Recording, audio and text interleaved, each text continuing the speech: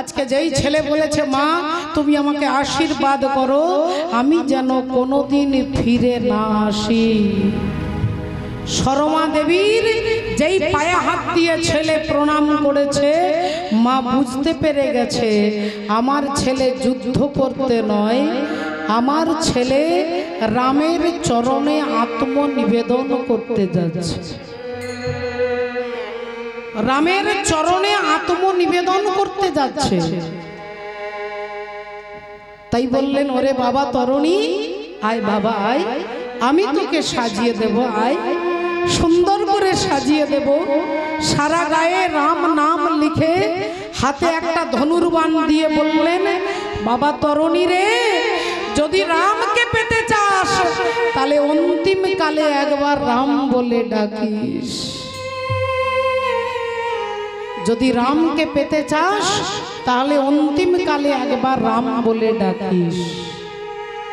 তরুণীর সারা গায়ে রাম নাম লেখা, তরুণী রাম নাম গাইতে গাইতে যাচ্ছে, রাম নাম গাইতে গাইতে যাচ্ছে। তাহলে দেখুন একটু লক্ষ্য করে মাগো, আগে থেকে যদি প্র্যাকটিস না থাকে ভগবানের নাম করা, মৃত্যুর সময় নাম এমনি এমনি বেরোবে না বাবা, মৃত্যুর সময় নাম বেরোবে না। তাই আগে থেকে নাম বলাটা অভ্যাস করতে হবে। তরুণী ঘর থেকেই রাম নাম বলতে বলতে যাচ্ছে, রাম গোবিন্দ হরি ভজো রে ভাইয়া, রাম গোবিন্দ হরি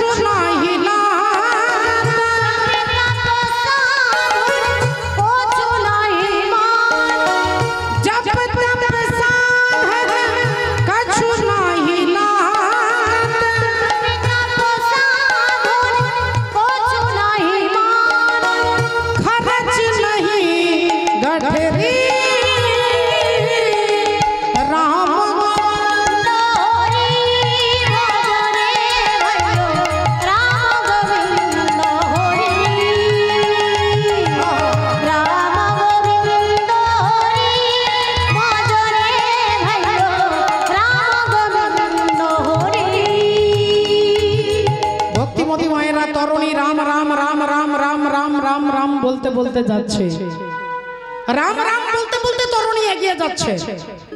ভগবানের নাম আমি এ কথা বলছি না বাবা, শাস্ত্র বলছে।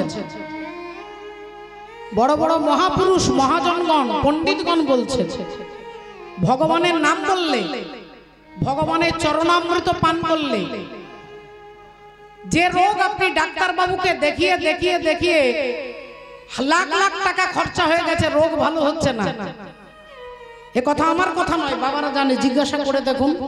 ভগবানের চরণামৃত পান করতে গেলে যে মন্ত্রটা বলতে হয়, অকাল মৃত্যু হরণং সর্ব ব্যাধি বিনাশনং বিষ্ণু পাদদকং পিত্বা শিরসা ধারম্যহম। ভগবানের চরণামৃত পান করলে কি হবে বলে, অকাল মৃত্যু হরণং, অকাল মৃত্যু রোধ করবে, সর্ব ব্যাধি বিনাশনং সমস্ত ব্যাধিকে দূর করবে। কিন্তু সবই করবেন আপনার উপরে শুধুমাত্র বিশ্বাস থাকা দরকার। বিশ্বাস যদি আপনার থাকে আপনার কাজ হবে, আমার কাজ হবে না। আমি হয়তো আপনাদের কাছে তথ্যটা তুলে ধরলাম, কিন্তু আমার যদি বিশ্বাস না থাকে এই মন্ত্রে আমার কাজ হবে না। একটা মন্ত্র জেনে রাখুন মা, মায়েরাও মনে রাখতে পারবেন, বাবারাও পারবেন, ছোট্ট ছোট্ট ভাইয়েরা বোনেরা সবাই পারবেন। যদি দুরারোগ্য ব্যাধি হয় এই মন্ত্রটা বললেই ব্যাধি ৪৫ দিনের মধ্যে আপনার ব্যাধি ধীরে ধীরে আপনি সেরে উঠবেন।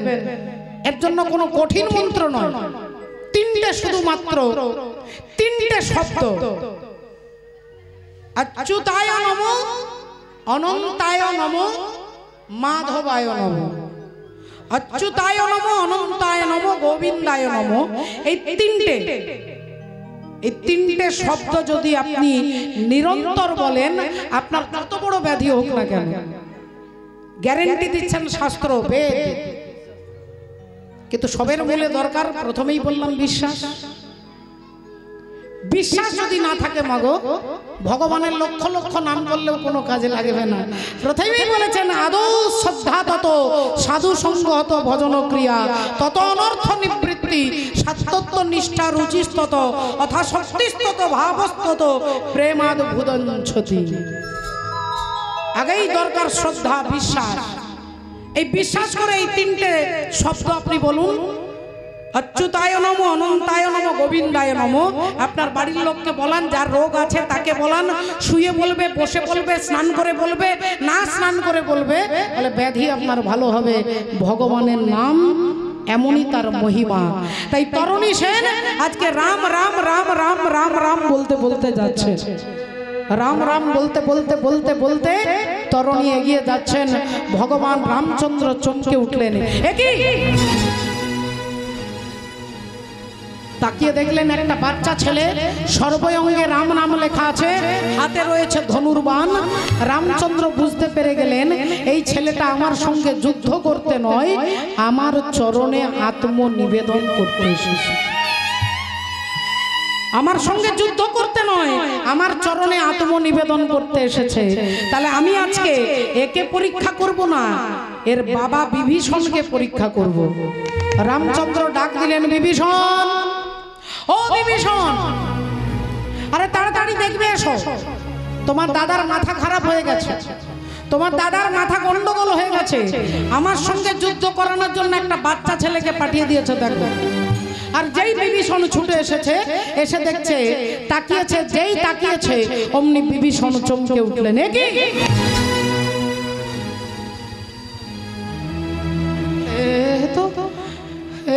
তো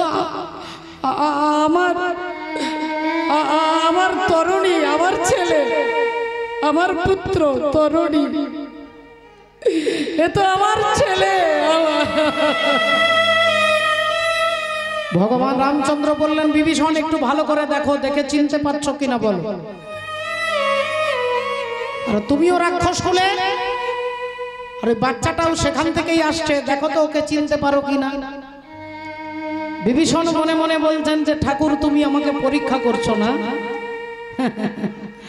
তুমি আমাকে পরীক্ষা করছো যে আমি তোমাকে ভালোবাসি না আমার মায়ার পুত্রকে ভালোবাসি। তাই আজ আমি তোমাকে পরীক্ষা দেব। বিভীষণ বললেন, প্রভু, আমার মনে হচ্ছে এই ছেলেটা বাচ্চা ছেলে নয়, এ হচ্ছে তোমার শত্রু, এ হচ্ছে রাক্ষস। তাই আমি বলছি ঠাকুর, এই তোমার হাতে বাণ তুলে দিলাম, এই বাণ দিয়ে ওই বালককে তুমি হত্যা করো, এই বাণ দিয়ে ওই বালককে হত্যা করো। ভগবান রামচন্দ্রের হাতটা থরথর করে কাঁপছে। ভগবান বলছেন, আমি বিভীষণকে পরীক্ষা করতে গেলাম, আর উল্টে বিভীষণ আমাকে পরীক্ষা করছে। তাহলে বিভীষণ, তুমি জানো না যে করে আমার আশ, আমি করি তার সর্বনাশ। তাহলে আজ দেখবো তুমি কতটা সহ্য করতে পারো। ওই তরুণী সেনের মাথাটাকে লক্ষ্য করে ভগবান রামচন্দ্র বাণটাকে ছুড়ে দিল।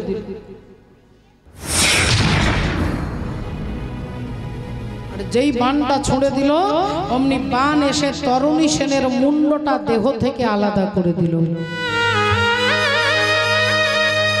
দেহ থেকে মুন্ডটা আলাদা করে দিল, কাটা মুন্ড। চিৎকার করে রাম রাম রাম রাম বলে কাঁদছে। আর কাটা মুন্ড যখনই রাম রাম বলছেন, ভগবান রামচন্দ্র চিৎকার করে কেঁদে উঠলেন, বিভীষণ,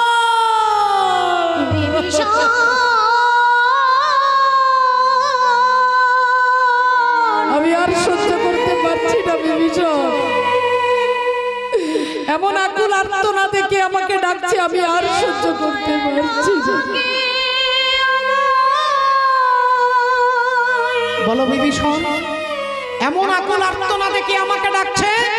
বিভীষণ বললেন, ঠাকুর, যাকে তুমি কিছুক্ষণ আগে হত্যা করেছো, ওই বালকের কাটা মুন্ড তোমাকে রাম রাম বলে ডাকছে। অসম্ভব। যে আমার শত্রু, যে আমার রাক্ষস, সে কখনো মরণকালে আমার নাম বলতে পারবে না। যে আমার শত্রু হবে সে মৃত্যুর সময় নাম বলতে পারবে না, আর যে মৃত্যুর সময় আমার নাম বলবে সে আমার শত্রু হতে পারে না।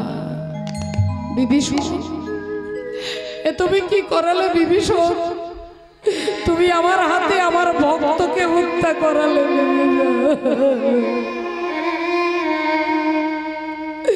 তুমি আমার হাত দিয়ে আমার ভক্তকে হত্যা করালে। এ তুমি কি করালে বিভীষণ? এ তুমি কি করালে? বিভীষণ ছুটে গেছে, আর ছুটে গিয়ে ছেলের কাটা মুন্ডটা মাটি থেকে তুলেছে। বাবা, কাটা মুন্ডটা মাটি থেকে তুলেছে, আর কাটা মুন্ডটাকে বুকে জড়িয়ে ধরে বিভীষণ বলছে, ওরে তরুণী রে, আমি বড় ভাগ্যবান, ভাগ্যবান, তাই তোর মতো ভক্তের আমি বাবা হতে পেরেছি, বাবা হতে পেরেছি। আমি বড় ভাগ্যবান, তোর মতো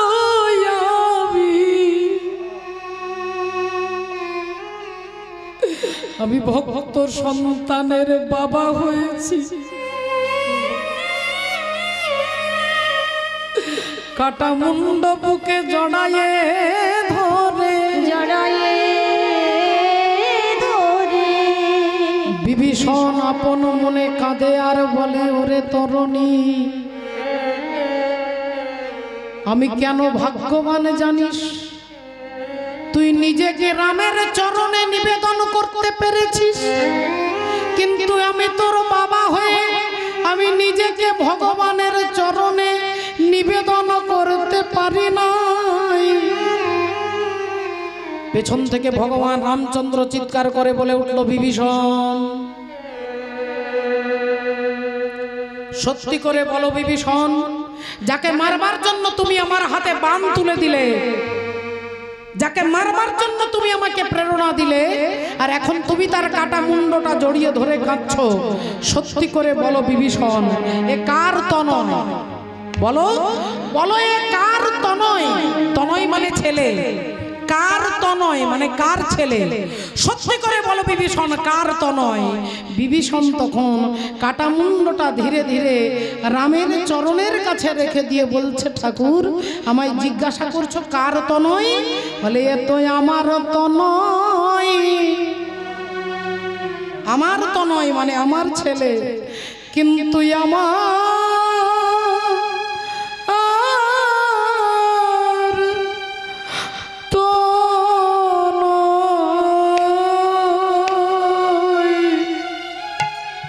তুই আমার তো নয়, কিন্তু আমার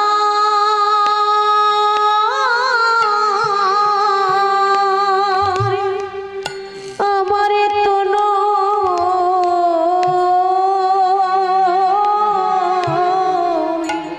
আমি তোমার ওই চরণে,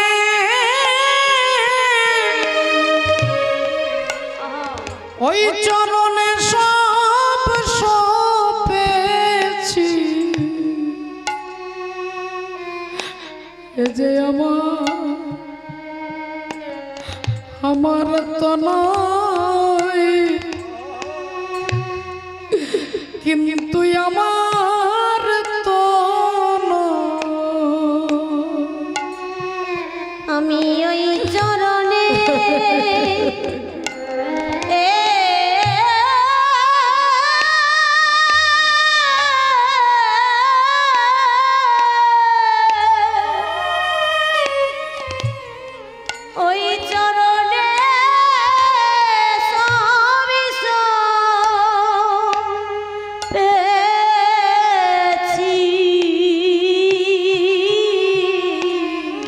আমি আমার বলতে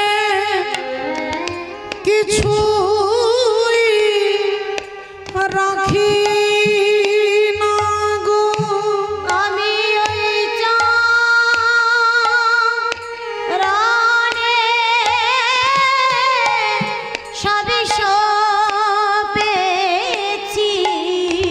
আমি আমার বলতে কিছু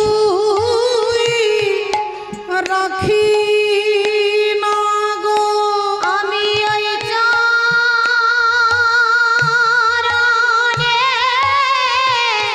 সদিশ পেয়েছি বলি আমার যা ছিল আমি তোমায় দিয়েছি। আমি ওই চরণে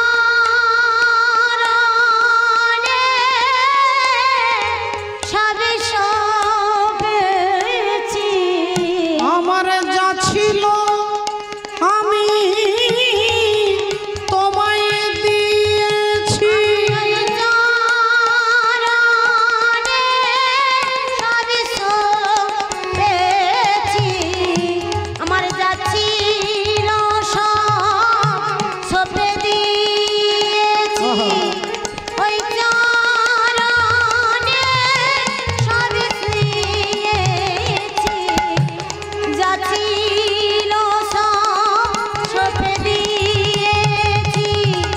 ওই চরণে সব দিয়েছি। আমার যা ছিল সব ওই চরণে সব সঁপেছি। আমার যা ছিল আমি তোমায় দিয়েছি। ওই চরণে সব সঁপেছি। আমার যা ছিল সবই তোমায় দিয়েছি। ওই চরণে সব সঁপেছি। এ যে আমার আমার তো নয় কিন্তু আমার তো নয়। এ যে আমার তো নয় কিন্তু আমার তো নয়, সবই তোমার। এ কথা যেই বলেছেন ভগবান রামচন্দ্র চিৎকার করে উঠলেন, ধন্য ধন্য ধন্য ধন্য বিভীষণ, ধন্য তোমার ভক্তি, ধন্য তোমার শিক্ষা, ধন্য তোমার আদর্শ। তাই বিভীষণ তোমার পুত্র তরুণী যে কাটা মুন্ডে সুবল বলেছে, সুবল, সু মানে ভালো, বল মানে কথা, এই কাটা মুন্ডে সুবল বলেছে বলে তোমার পুত্র তরুণী পরবর্তী দাপর যুগে আমার সখা সুবল হবে, আমার সখা সুবল হবে। আর আজকে আমি তার ভক্তির কাছে হেরে গেছি, আমি ঋণী হয়ে গেছি। এই ঋণ শোধ করব দাপর যুগে, যেদিন চোর চোর খেলা খেলতে গিয়ে আমি পাবো ছেঁড়া পাতা, আমি হব চোর। সেদিন ওই সখাদের সবার খাওয়ার মধ্য থেকে সবার আগে ওই সুবলকে আমি কাঁধে নিয়ে বেড়াবো, কাঁধে নিয়ে বেড়াবো। আমি কাঁধে নিয়ে বেড়াবো, কাঁধে নিয়ে বেড়াবো। আমি জগৎবাসীকে দেখাইব, কাঁধে নিয়ে বেড়াবো। আমি জগৎবাসীকে দেখাইব। কাঁধে নিয়ে বেড়াবো। জগৎবাসীকে দেখাইব। কাঁধে নিয়ে বেড়াবো। তাহলে সেদিনের তরুণী আজকে হয়েছে সুবল, আর ওই সুবলকে ভগবান ডাকছেন, সবার আগে কাঁধে চড়বি আয় আয়। সুবলমণি ছুটে গেছে, ভগবানের কাঁধে চড়েছে, একটা চরণ বুকের দিকে দিয়েছেন, একটা চরণ পিঠের দিকে দিয়েছেন। ভগবান ভাবলেন ভক্তের চরণ যখন পেলাম তখন একটা চরণ বুকে পেলে তো হবে না, দুটো চরণ পেতে হবে। তাই ভগবান শ্রীহরি তিনি বললেন, ভাই সুবল তোর ওই পিঠের দিকে চরণটাকে তুই বুকের দিকে করে দে, আর তুই চোখ বন্ধ করে আমাকে ধরে বসে থাক। বললেন কেন কেন কেন চোখ বন্ধ করব কেন? বললেন বারে তোকে তো কাঁধে নিয়ে আমি ছুটবো, আর ছুটতে গেলে বৃন্দাবনের ধুলোগুলো উড়ে এসে তোর চোখে পড়বে, তাই বলছি ভাই তুই চোখ বন্ধ করে আমাকে ধরে থাক। সুবল চোখটা বন্ধ করে ভগবানকে ধরে আছে আর বলছে যদি আমি পড়ে যাই, মহাজন বলছে জগতে অন্য কাউকে ধরে থাকলে পড়ে যাওয়ার ভয় আছে, কিন্তু গোবিন্দকে ধরে থাকলে সে পড়ে যায় না বাবা, সে পড়ে যায় না। তাই সুবল চোখ বন্ধ করে ভগবানকে ধরে আছে, আর ভগবান একটু দূরে গিয়ে সুবলের চরণগুলোকে বারবার হাত দিচ্ছে বাবা। আহা, সুবলের চরণ বারবার হাত দিচ্ছে। চরণ হাত দিচ্ছে, চরণগুলো বারবার দেখছে আর বলছে, আহা কি ভাগ্য আমার, আমি ভক্তের চরণ পেয়েছি, কি ভাগ্য আমার। চরণ ধীরে ধীরে ভগবান সেবা করছেন, ভক্তের চরণ ধীরে ধীরে ভগবান সেবা করছেন, কিন্তু ভগবানের স্বাদ মিটছে না। তখন নয়নের জল দিয়ে ভক্তের চরণ ধুইয়ে দিচ্ছেন। ভক্তের চরণ ভগবান কেঁদে কেঁদে ধুইয়ে দিচ্ছে, কিন্তু তাদেরও স্বাদ মিটছে না বাবা। চরণ সেবা করে স্বাদ মিটলো না, নয়নের জলে চরণ ধুইয়ে দিল, চরণ ধুইয়ে দিয়েও স্বাদ মিটছে না। চরণ ধৌত জল চরণামৃত নিয়ে সর্বঙ্গে মাখছেন, সর্বঙ্গে ভগবান ভক্তের চরণামৃত মাখছেন, কিন্তু তাতেও স্বাদ মিটছে না। তাহলে চরণ সেবা করে স্বাদ মিটলো না, চরণ ধুইয়ে দিয়েও স্বাদ মিটলো না, চরণামৃত সর্বঙ্গে মেখেও স্বাদ মিটছে না। তখন ভগবান কি করছেন? ভক্তের চরণামৃত পান করে, চরণামৃত পান করে, ভক্তের চরণামৃত পান করে, ভক্তের চরণামৃত পান করে, ভক্তের চরণামৃত পান করে। ভক্ত তোমার হলাম বলে, ভক্তের চরণামৃত পান করে। বহু ভাগ্য ফলে এমন চরণ মিলে, ভক্তের চরণামৃত পান করে। বহু ভাগ্যের ফলে এমন চরণ মিলে, চরণামৃত পান করে। ভক্তের চরণামৃত ভগবান পান করছেন। সুবল বলল, ভাই দাঁড়া দাঁড়া দাঁড়া দাঁড়া দাঁড়া, একটু দাঁড়া ভাই। কাঁধ থেকে নেমে ভগবানের দিকে তাকিয়ে বলছে, কানাই তুই কাঁদছিস? আমাকে কাঁধে নিয়ে তোর কষ্ট হচ্ছে না ভাই? এক কাজ কর ভাই, যে খেলা খেললে তোর কষ্ট হয় আমরা সেই খেলা খেলবো না, আমরা অন্য নতুন খেলা খেলবো। সবাইকে বলছে সুবল, ওরে শ্রীদাম সুদাম, এই কাঁধে নিতে কানাইয়ের কষ্ট হচ্ছে, তাই এই খেলা খেলবো না, অন্য খেলা খেলবো।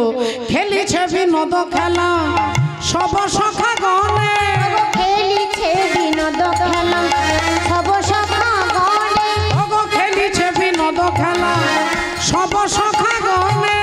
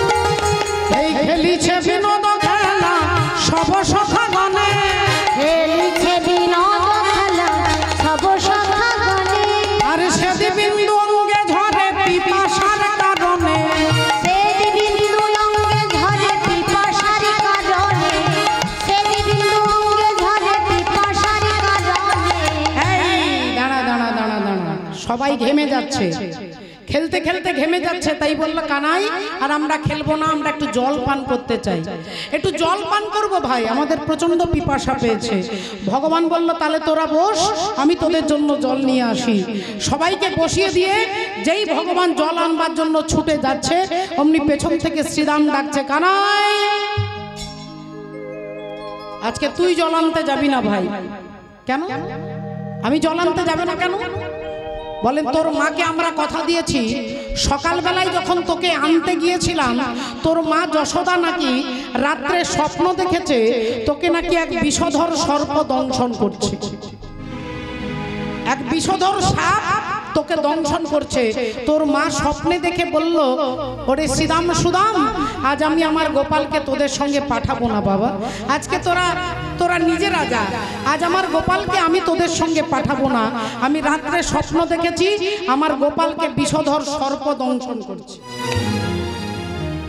তখন জানিস কি বললাম? বললাম, মাগো তোমার কোনো ভয় নেই, ও মা তোমার গোপাল, তোমার নিয়ে তোমার কোনো চিন্তা নেই, তোমার গোপালকে আমরা যেমন নিয়ে যাব তেমন ফিরিয়ে দেব।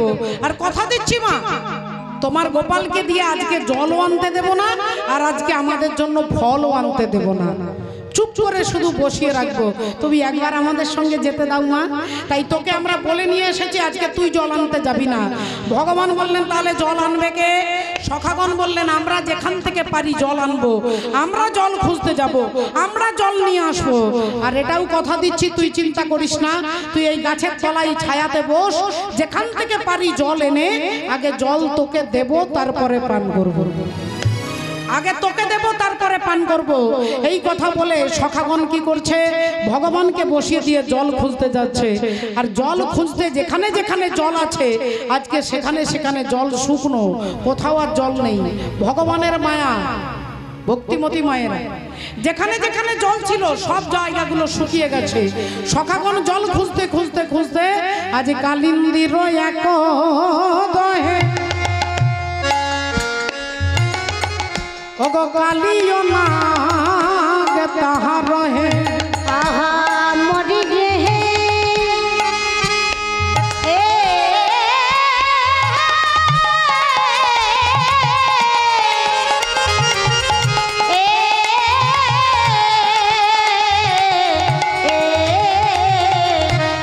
কালিন্দির এক দহে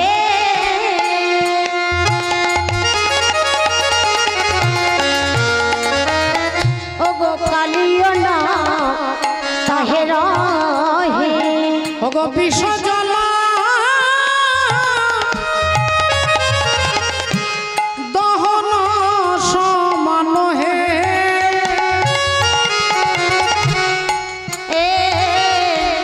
বিষজল দহন সমান, আর তাহার উপরে বায়ু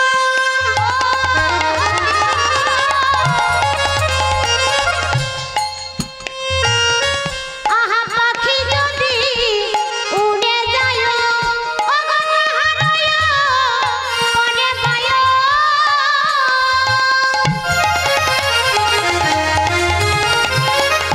ও পাখি যদি উড়ে যায় ওগো পড়ে তাহেতে জিয়া পরান হে, পরে তাহাতে জিয়া পরাণে। ভক্তিমতী মায়েরা আসুন দেখুন আজকে কি বলছেন। কালিন্দির এক দহে কালী নাগ তাহা রহে, বিষ জল দহন সমান, তাহার উপরে বাই পাখি যদি উড়ি যায় পড়ে তাহে তেজিয়া পরাণ। যে জলের ওপর দিয়ে কোনো পাখি উড়ে যেতে পারে না, যার পাশ দিয়ে কোনো প্রাণী হেঁটে যেতে পারে না, সেই জলটা সখাগণ দেখেছে বাবা। আর জলটা দেখেই তাড়াতাড়ি সবাই জলের কাছে নেমে হাতে করে জল তুলেছে, আর হাতে করে জল তুলে সব ঢক ঢক করে জল পান করছে, জল পান করছে, হাতে করে নিচ্ছে আর মুখে দিচ্ছে, জল পান করছে। যেই জলটা মুখে দিয়েছে চিন্তা করে দেখুন বাবা, যে জলের ওপর দিয়ে পাখি উড়ে যেতে পারে না, বাতাসটা লেগে গেলে পাখি মরে যায়, সেই জলটা মুখে দিলে কি হবে? শ্রীদাম চিৎকার করছে, ওরে জ্বলে গেল, আমার বুকটা জ্বলে যাচ্ছে ভাই। সুদাম বলছে আমি আর সহ্য করতে পারছি না। বসুধাম বলছে আমি চারিদিকে অন্ধকার দেখতে পাচ্ছি ভাই, আমি ভালো করে কথা বলতে পারছি না, আমার শরীর জ্বলে যাচ্ছে, আমার শরীর জ্বলে যাচ্ছে। এ বলছে আমারও জ্বলে যাচ্ছে, সবাই বলছে জ্বালা জ্বলে যাচ্ছে, সবাই বলছে আমরা মরে যাব, আর আমরাও জানি একদিন আমরাও সবাই মরে যাব। আমরাও জানি আমরাও সবাই মরে যাব। বলে গেল কত জন মরে, গেল কত জন মরে, গেল কত জন মরে, গেল কত জন মরে, ওই কামনা বাসনা রূপী কালী দহের জলে পড়ে। লক্ষ্য করে দেখুন আজকে কত বড় কথা শাস্ত্র বলছেন। কিন্তু ভগবান তার ভক্তকে নমে ভক্ত প্রণশ্যতি বলে দিয়েছেন। ক্ষিপ্রং ভবতি ধর্মাত্মা সসচ্ছন্তি নিগঞ্ছতি কন্তেয় প্রতি জানহি নমে ভক্ত প্রণশ্যতি। ভগবান বলছেন আমি ভক্তের বিনাশ হতে দিই না। একজন শ্রদ্ধেয় বাবা শুনতে চেয়েছেন সত্যিকারের ঘটনা। উত্তর ভারতে, উত্তর ভারতে একজন মাস্টার মশাই ছিলেন বাবা। বেশি দিন আগের কথা নয়, 500, 200, 150 বছর আগের কথা নয়, আজ থেকে 70-75 বছর আগেকার ঘটনা। উত্তর ভারতে একজন মাস্টার মশাই ছিলেন। তখনকার দিনের মাস্টারদের কোনো বেতন ছিল না। ছাত্ররা যা দিত মাস্টারের সংসার সেইভাবেই চলত। তা সেই মাস্টার মশাই ছাত্রদেরকে পড়াতেন, আর প্রতিদিনের কাজ হচ্ছে ওই স্কুলে বসে তিনি গীতা পাঠ করতেন, গীতা পড়তেন। গীতা না পড়লে তার ঘুম আসতো না, গীতা না পড়লে তিনি খাবার হজম হতো না। প্রতিদিন গীতা অধ্যয়ন করতেন। ছাত্ররা কেউ চাল এনে দিত, কেউ ডাল দিত, কেউ চিনি দিত, কেউ তেল দিত। মাস্টার মশাইয়ের সংসার এভাবেই চলে যেত। একদিন স্কুলে গেছেন মাস্টার মশাই, কিন্তু আজকে ছাত্ররা কেউ কিছু নিয়ে আসেনি। সবই ভগবানের পরীক্ষা। কেউ কিছু নিয়ে আসেনি। খালি হাতে মাস্টার মশাই ঘরে গেছে। গিন্নি চিৎকার করছে, বলি হ্যাঁ গো তুমি যে হাত নাড়তে নাড়তে চলে এলে, বলি ঘরে চাল নেই, ডাল নেই, তেল নেই, বলে আজকে রান্নাটা হবে কি? মাস্টার মশাই দেখছেন ঘরে থাকলে এ তো ঘরের চালে কাক বসবে না, এত চিৎকার শুরু হবে। তাহলে থেকে এক কাজ করি, স্কুলে চলে যায়। স্কুলে গিয়ে গীতা গ্রন্থটাকে হাতে নিয়েছে, আর গীতা পড়তে পড়তে পড়তে চোখটা একটা জায়গায় এসে আটকে গেছে, যেখানে লেখা আছে অনন্য চিন্তয়ন্তে মাং যে জনা পরজু পাসাতে তে সং নিত্যাভিযুক্তানাং যোগক্ষেম বহম। অর্থাৎ আমি ভক্তের বোঝা নিজের মাথায় করে বহন করে দিয়ে আসি যদি কারোর বিশ্বাস থাকে। দায়িত্ব যদি তুমি নাও, সংসার চালানোর দায়িত্ব, তাহলে তোমার মাথায় বোঝা বহন করে দেওয়ার দরকার আমার নেই। আর সমস্ত দায়িত্ব যদি আমার উপরে দাও, তাহলে সেই সংসারটা চালানোর দায়িত্ব ভগবানের, আমরা দিতে পারি না বাবা। আমরা ভাবি সংসার আমি চালাচ্ছি, আমি না থাকলে এটা হতো না, আমি না থাকলে ওটা হতো না। আমি অহংকারী তাই এ কথা ভাবি।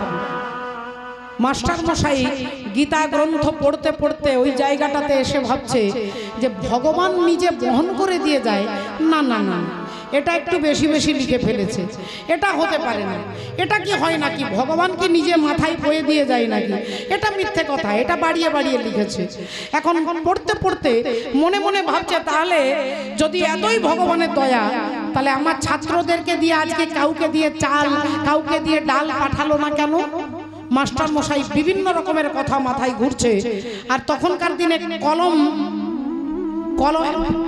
কালির বোতল থাকতো বাবা, বোতলে পেনটাকে ডুবিয়ে লিখতে হতো। তা সেই কালি দিয়ে কলম দিয়ে বারবার ওই লাইনটাকে দাগ দিচ্ছে, আর বলছে না না এটা মিথ্যে, এটা মিথ্যে হয়ে গেছে। বারবার কালি দিয়ে দাগ কাটছে, আর যত দাগ কাটছে তত চকচক করছে লেখাটা। রেগে গেছে মাস্টার মশাই, বিরক্ত হয়ে গেছে। কালির বোতলটা গোটাটাই গীতার উপরে ঢেলে, আর বিরক্তিতে মাথা নিচু করে টেবিলের উপরে মাথাটা নিচু করে তিনি শুয়ে আছেন। এদিকে দেখতে দেখতে বেলা গড়িয়ে যাচ্ছে। মাস্টার মশাইয়ের গিন্নি ভাবছে আজকে ঘরে কিছু নেই। হঠাৎ কিছুক্ষণ পরে একটা বাচ্চা ছেলে, গায়ের রংটা কালো, কি সুন্দর দেখতে, মাথায় একটা বিরাট বড় ঝুড়ি নিয়েছে। ঝুড়িতে চাল আছে, ডাল আছে, তেল আছে, চিনি আছে, সমস্ত দ্রব্য আছে, সব মাথায় করে নিয়ে আসছে। আর চিৎকার করছে, মা, মাগো একটু ধরো না মা, বড্ড ভারী লাগছে, একটু ধরো না, ও মা একটু ধরো না গো। মাস্টার মশাইয়ের গিন্নি তাড়াতাড়ি বেরিয়ে এসেছে, দেখছে একটা বাচ্চা ছেলে মাথায় একটা বিরাট বড় ঝুড়ি। কিরে কে কে কি তোর মাথায় এত বড় ভার কে চাপিয়ে দিয়েছে? আমার গুরু মশাই দিয়েছে। এই দেখো মা, তাড়াতাড়ি তুমি ঝুড়িটা নামিয়ে নাও। ঝুড়িটা ধরে নামাতে গিয়ে দেখছে চাল ডাল সব আছে। তখন ছেলেটার হাতে ধরে মা বলছেন, হ্যাঁ রে বাবা, এত ঝুড়ি, এত বড় ঝুড়ি তোর মাথায় কে চাপিয়ে দিল? বলে গুরু মশাই, আপনার স্বামী। শুধু ঝুড়ি নয় মা, আমার আনতে একটু দেরি হয়ে গেছে বলে আমাকে মাস্টার মশাই খুব মেরেছে, গুরু মশাই খুব মেরেছে মা, খুব মেরেছে। কি বলছিস বাবা? আমার স্বামী তো আজ পর্যন্ত কাউকে মারে না, আজ পর্যন্ত কাউকে কখনো তিনি মারেননি, তিনি আদর করে পড়াশোনা করায়।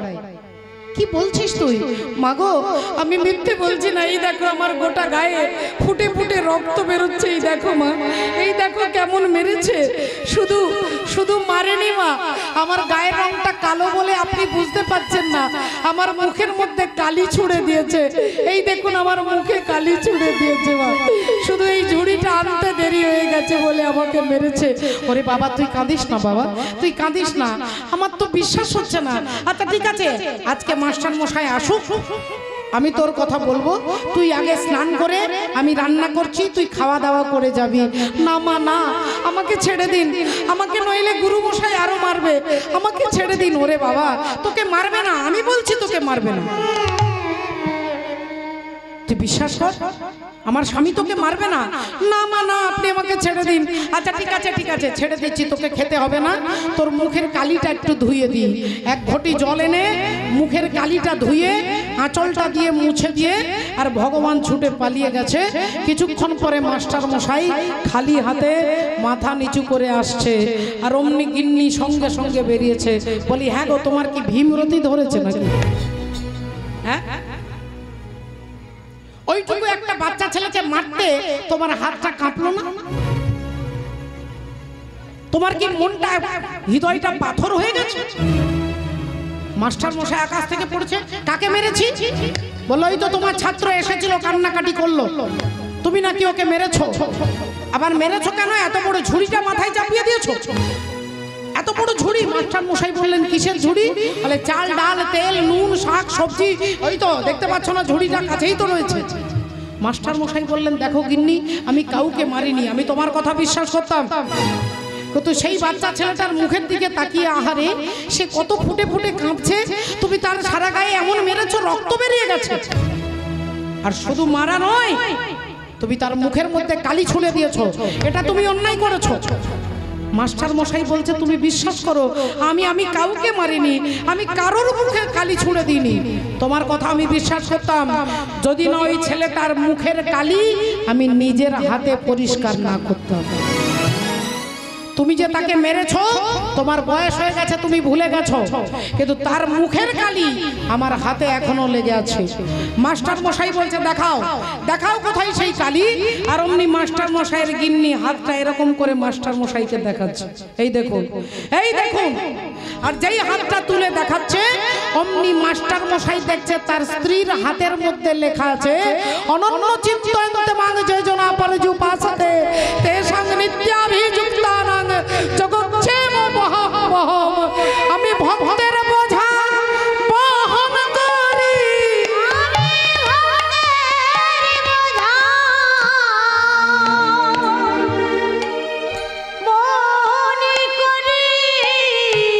ভক্তের বোঝা বহন করি,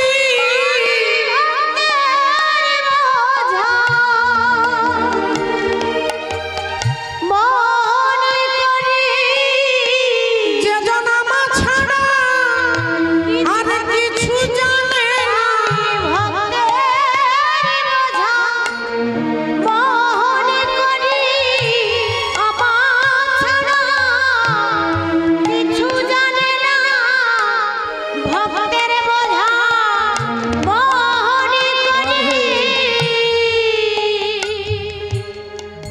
এই মাস্টার মশাই তখন বুঝতে পারলেন, ছুটে গেলেন স্কুলে, গীতা গ্রন্থটা খুলে বুকের মাঝে জড়িয়ে ধরে বলছে, ঠাকুর গীতার অক্ষরের উপরে কলম দিয়ে বারবার দাগ কাটতে চেয়েছি, সেটা তোমার অঙ্গে লেগেছে। আর গীতা গ্রন্থের উপরে কালি ঢেলেছি, সেই কালি তোমার বদনে লেগেছে। দয়াময়, তুমি আমাকে ক্ষমা করে দাও। গীতা গ্রন্থের উপরে আমি সন্দেহ প্রকাশ করেছি, তুমি আমাকে ক্ষমা করে দাও। সত্যি তুমি ভক্তের বোঝা নিজের মাথায় করে বহন করে নিয়ে এসো। আপনাদের কাছে সত্যিকারের ঘটনা বললাম, কোনো বানানো গল্প কথা নয় মা, ঠাকুমার ঝুলির গল্প নয়। তাহলে আজ থেকে 70-75 বছর আগে যদি ভগবান ভক্তের বোঝা বহন করতে পারে, তাহলে 2025 সালেও পারবেন। কিন্তু সেই জায়গাটাতে আমার মতো পাপী জীব দাঁড়াতে পারিনি। সেই ভক্তি, অনন্য ভক্তি আমার মধ্যে নেই, তাই ভগবান আমার বোঝা বহন করেন। আসুন আজকে দেখুন কি হলো। সখাগণ যেই জলে নেমেছে, জল পান করেছে, ছটফট করছে অসহ্য যন্ত্রণায়, তখন বলছে চল একবার কানাইয়ের কাছে যাই। যদি কানাইয়ের কাছে যাই, কানাই যদি আমাদের বাঁচাতে পারে। এই বলে আজকে চিৎকার করতে করতে কানাই কানাই বলতে বলতে যাচ্ছে। ওরে জীবনে যাই রে জীবন কানাই, একবার দেখা দে।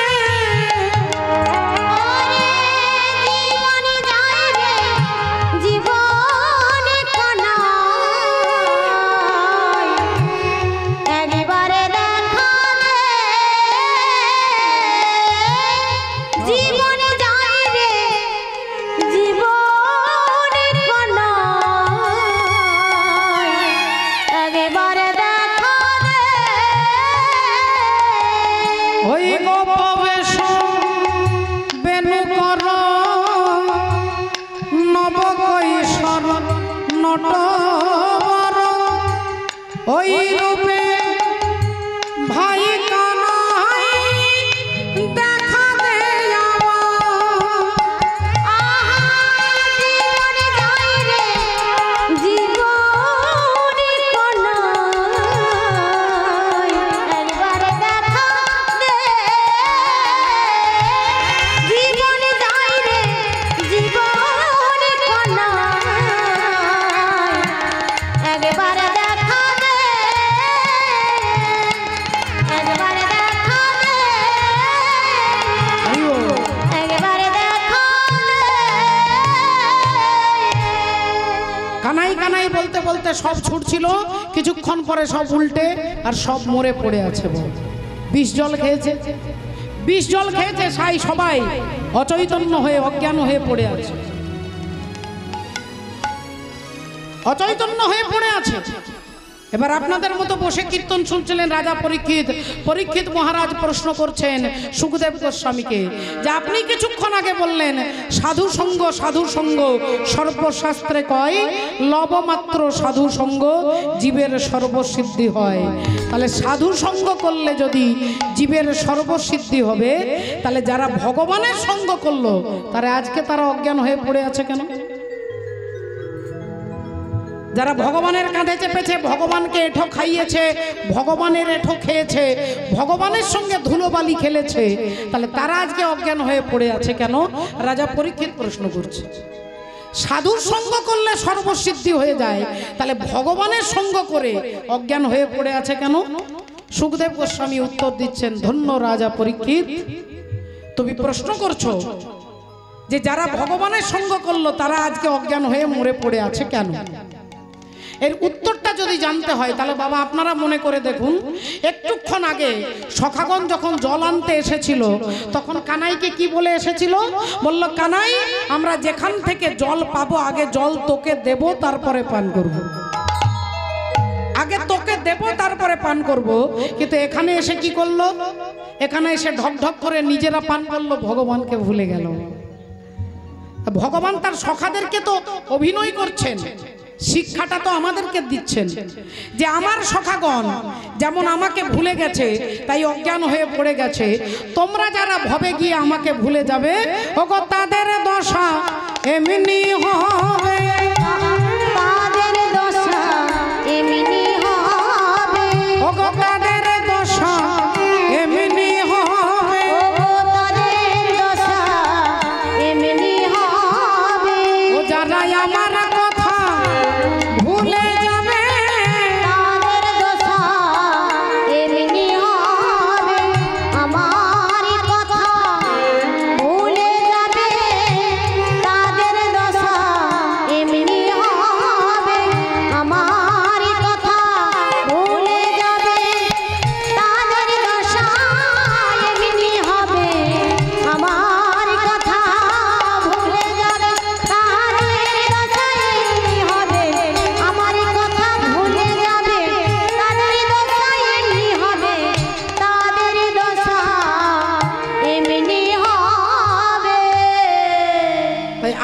তোমাকে দেখিয়ে দিলাম যে আমার সখাগণ আমাকে ভুলে গেছে, তাই তারা পড়ে আছে। তোমরা যারা ভবে গিয়ে আমাকে ভুলে যাবে তাদের দুর্গতি এরকম হবে। এই তত্ত্ব প্রকাশ করে আজকে ভগবান সকলের মুখে মুখ দিয়ে আগে বিষটাকে তুলে নিলেন। মুখে মুখ দিয়ে বিষটাকে তুলে নিয়েছে। আর যেই বিষ ভগবান তুলে নিয়েছে অমনি সখাগণ প্রাণ ফিরে পেয়েছে। কানাই চল ভাই, চল এখান থেকে পালা। এই জল ভালো জল নয়, এই জল বিষ জল। আমরা খেয়ে মরে গিয়েছিলাম ভাই, তোর যদি কিছু হয়ে যায় আমরা তো তোকে বাঁচাতে পারবো না। চল ভাই তাড়াতাড়ি চল। ভগবান বলল দাঁড়া, এই জলটা বিষ না অমৃত আগে আমি পরীক্ষা করে দেখব, আগে আমি পান করব, তারপরে তোদের কথা বিশ্বাস করব। আর মনে মনে আজকে ভগবান জানে যে আজকে ভগবান কি করতে এসেছে, জল খেতে নয় আর গরু চড়াতে নয়, আজকে এসেছেন তিনি কালীয় নাগকে দমন করতে। তা কালীয় নাগকে দমন করতে গেলে তাহলে কালীয় নাগের কাছে যেতে হবে। তাহলে কালীয় নাগ আছে জলের তলায়, সেই জলের তলায় যেতে হবে। তাই ভগবান সখাদেরকে বলছে দাঁড়া, আগে আমি দেখব। দেখি যদু নন্দন দুষ্ট সর্প বিনাশন, দেখি যদুনন্দন দুষ্টু সর্প বিনাশন, দেখি যদুনন্দন দুষ্টু সর্প বিনাশন, দেখি যদু নন্দন দুষ্ট সর্প বিনাশন, দেখি যদুনন্দন দুষ্টু সর্প বিনাশন, উঠিলে কদম্বের ডালে, আহার উঠিলেন কদম্বের ডালে, ও গো উঠিলেন কদম্বের ডালে, আর তাহার উপরে চড়ি ঘনমালে সাথী মারি, তাহার উপরে চড়ি ঘনমালো সাথে মারি, তাহার উপরে চড়ি ঘনমালো সাথে মারি, ঝাঁপ দিলা কালী দহ জলে, ও গো ধাবি দিলেন কালী দহের জলে, আহা ধাবি দিলেন কালী দহের জলে। আবার রাজা পরীক্ষিত প্রশ্ন করছে যে আপনি বলছেন যে জলের ওপর দিয়ে পাখি উড়ে যেতে পারে না, যে জলের পাশ দিয়ে কোনো প্রাণী যেতে পারে না, যে জলের আশেপাশে একটা ঘাস পর্যন্ত বাঁচে না, তাহলে ভগবান যে কদম্ব বৃক্ষের ওপরে চেপেছে সেই কদম গাছটা কি করে বেঁচে আছে, সেই কদম্ব বৃক্ষটা কি করে বেঁচে আছে? সুখদেব গোস্বামী বলছে হে রাজা পরীক্ষিত, এ কথা জানতে গেলে গাছটা কেন বেঁচে আছে, কারণ এই গাছটা পূর্বে সাধুর সঙ্গ করেছে। সাধুর নাম কি না বিষ্ণু ভক্ত গরুর। গরুরের মায়ের নাম হচ্ছে বিনতা দেবী, আর কালীয় নাগের মায়ের নাম হচ্ছে কদ্রু, কশ্যপ ঋষির স্ত্রী। কশ্যপ ঋষির এক স্ত্রী হচ্ছে বিনতা আর এক স্ত্রী হচ্ছে কদ্রু। দুই সতীনের মধ্যে তর্ক করছে। মা বিনতা দেবী বলছে ইন্দ্রের ঘোড়া সাদা, আর মা কদ্রু দেবী বলছেন ইন্দ্রের ঘোড়া কালো। একজন বলছে সাদা, একজন বলছে কালো। ঠিক আছে, যে হারবে সেই দাসী হবে। দুজনে রাত্রে ঘুমিয়ে পড়েছে। সকালবেলায় মা কদ্রু ঘুম থেকে ভোরবেলায় উঠে দেখছে ইন্দ্রের ঘোড়া ধপধপে সাদা। তাহলে আমি তো বলেছিলাম কালো, এখন দেখছি সাদা।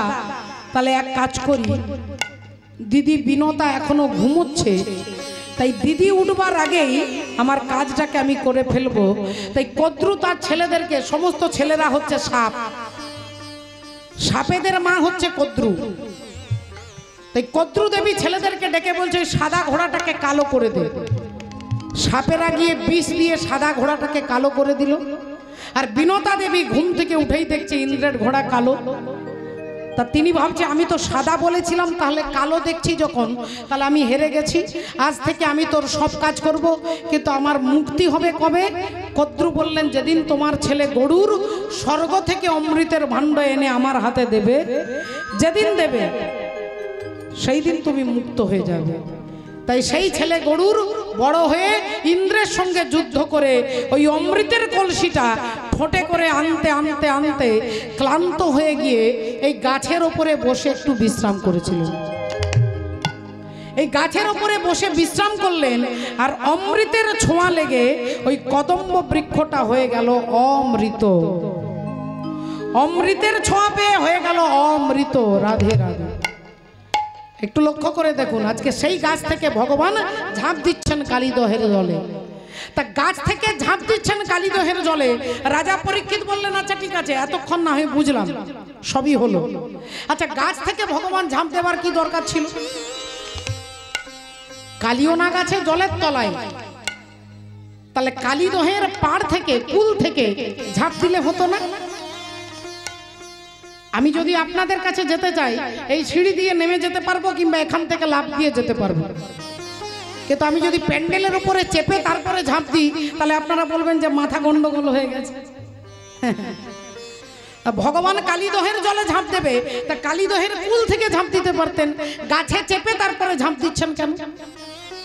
গাছে ছেকে ঝাঁপ দেবার কারণটা কি না ভগবান দেখিয়ে দিচ্ছেন যে ওই কালিয়নাগকে দমন করার জন্য আমি যেমন অমৃত রূপী কদম্ব বৃক্ষকে আশ্রয় করে ঝাঁপ দিচ্ছি, তদ্রূপ হে জীব তোমরা যদি কামরূপী কালিয়নাগকে দমন করতে চাও, তোমার দেহের মধ্যে যে কাম আছে কামরূপী কালিয়নাগ, একে যদি দমন করতে চাও তাহলে আমি যেমন অমৃতরূপী কদম্ব বৃক্ষকে আশ্রয় করে ঝাঁপ দিচ্ছি, তোমরা অমৃতরূপী আগে গুরুর চরণ আশ্রয় করো।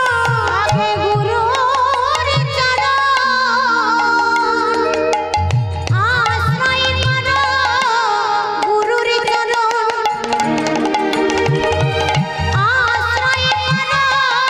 ওই ভব নদী পার হতে গেলে গুরুর চরণ আশ্রয় করো, ভব নদী পার হতে গেলে গুরুর চরণ আশ্রয় করো। আহা রাধে রাধে। তাহলে ভক্তমণ্ডলী ভক্তিমতী মায়ের আগে গুরুকে ধরতে বলছেন। গুরু ছাড়ি গোবিন্দ ভজে সে পাপী নরকে মজে। তাই অমৃতরূপী কদম্ব গুরুকে আশ্রয় করে তবে কামরূপী কালিয়নাগকে দমন করা যাবে। হরি বল রাধে রাধে। ও যে বিন্দু রূপে ছিলে তুমি পিতার মস্তকে, আর কামাবেশে প্রবেশ করেছো এই মাতৃ জঠরেতে, মাতৃজঠরেতে সেথায় রজে আর বীর্যে মিশে একটা শ্যাওলাকারে নিরাকারে আকার ধরেছো। আরে সেই না দেশের কথা রে মন ভুলে গিয়েছো। এ দেহের হিসাব দেখ,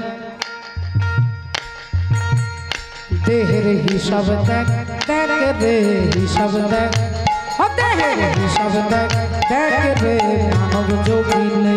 দেহের হিসাব দেখ, দেখ রে মানব জমিনে, দেহের হিসাব দেখ, দেখ রে মানব জমিনে।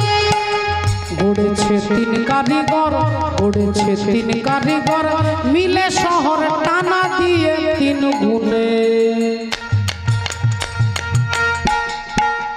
দেহের হিসাব দেখ, দেখ রে মানব জমিনে, দেহের হিসাব দেখ, দেখ রে মানব জমিনে। গড়েছে তিন কারিগর, তিন কারিগরে তিনজন কারিগর, তিনটে ইঞ্জিনিয়ার আমার দেহটা তৈরি করেছে। একজন হচ্ছে বাবা, একজন হলো মা, আর একজন হচ্ছে ঈশ্বর।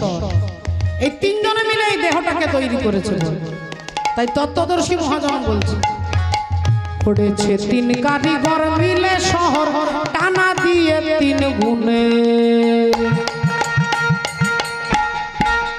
দেহের হিসাব দেখ, দেখ রে মানব জমিনে, দেহের হিসাব দেখ, দেখ রে মানব জমিনে। তাহলে দেহটার একটা হিসেব আছে। আমরা আমাদের জীবনে কত টাকা রোজগার করলাম, কত টাকা খরচা হলো, কত টাকা ব্যাংকে জমা দিতে হবে, সমস্ত সুন্দর করে হিসেব করে নিই, কিন্তু দেহটার যে একটা হিসেব আছে। বাবার কাছে পেয়েছি 4, মায়ের কাছে পেয়েছি 4, আর ভগবানের কাছে পেয়েছি 10। কত হবে মা? বাবার কাছে 4, মায়ের কাছে 4, আর ভগবানের কাছে 10, 18। 18টা হচ্ছে হিসাব। 18 মোকাম দিয়ে আমাদের দেহ তৈরি হয়। চূড়া মধ্যে চূড়ামণি ব্রহ্ম পাশে স্থিতি, পাট মধ্যে মহাবিষ্ণু করেন বসতি, চক্ষুতে শ্রী কালাচাঁদ করিতেছে ধ্যান, নাসিকাতে নিত্যানন্দ করে মধুপান, কর্ণেতে চৈতন্য গোসাই হয়ে সাবধান, মুখেতে ভদ্রাক্ষ বসি 32 যোগান, জিহ্বাতে নারদ মুনি বাজাই কন্দল, জিহ্বা নিচে বসে নদী গয়া গঙ্গা জল, আল জিহ্বায় সরস্বতী, বামেতে শ্রীদাম, কণ্ঠেতে শ্রী কানাই, বাহুতে বলরাম, হস্তেতে শ্রী গোবিন্দ দান অধিপতি, সপ্তদ্বীপে জগন্নাথ করেন বসতি, নাভিমূলে ব্রহ্মা সদা করিতেছে লীলা, লিঙ্গে মহাদেব বসিল এ চন্দ্রকলা, গুচ্ছদ্বারে বসিয়াছে নাড়ুয়া গোপাল, কামিনীর সঙ্গে কেলি বড়ই রসাল, হাঁটুতে শক্তির স্থিতি বসুমতি পায়, 18 মোকাম তত্ত্ব শুনো সমুদায়। এই সব তত্ত্ব কথা যেই জন জানে, নরলোকে তুচ্ছ তারে দেবলোকে মানে।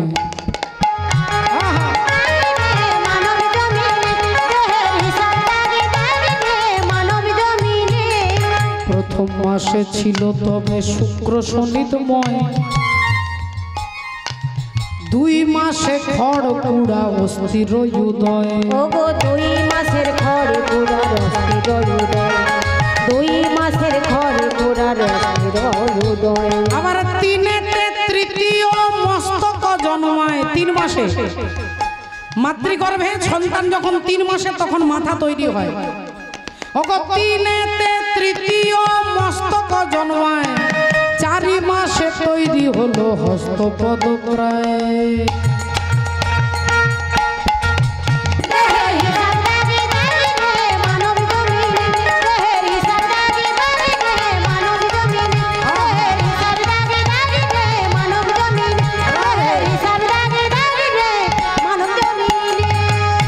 बोलो भगवान कृष्णचंद्र की, बोलो राधा रानी की, निताई गौर सीतानाथ ब्रह्मानंदे। হরি হরি বল। ভক্তিমতী মায়েরা, তাহলে আজকে কি হলো না, ভগবান বুঝিয়ে দিচ্ছেন যে আজকে আমি যেমন অমৃত রূপী কদম্ব বৃক্ষকে আশ্রয় করেছি, তোমরা অমৃত রূপী গুরুকে আশ্রয় করে ঝাঁপ দিও। এত কহি কৃষ্ণ আমার জলেতে ঝাঁপ দিল, ওগো এত কহি কৃষ্ণ আমার জলেতে ঝাঁপ দিল, এত কহি কৃষ্ণ আমার জলেতে ঝাঁপ দিল। আর কালী দহের কালো জল নড়িয়া উঠিল, কালী দহের কালো জলে নড়িয়া উঠিল, কালী দহের কালো জলে নড়িয়া উঠিল। জলের তলায় কালীয় নাগ চমকে উঠল, চমকে উঠলেন। আমার জলে কে ঝাঁপ দিয়েছে? আমার জলে ঝাঁপ দিয়ে এখনো বেঁচে আছে এত বড় স্পর্ধাকার। আমার জলের আশেপাশে কোনো পশু পাখি কীট পতঙ্গ আসতে পারে না, আর আমার জলে ঝাঁপ দিয়ে জলটাকে আলোড়িত করছে এত বড় ক্ষমতা। ফনা বিস্তার করে কালিও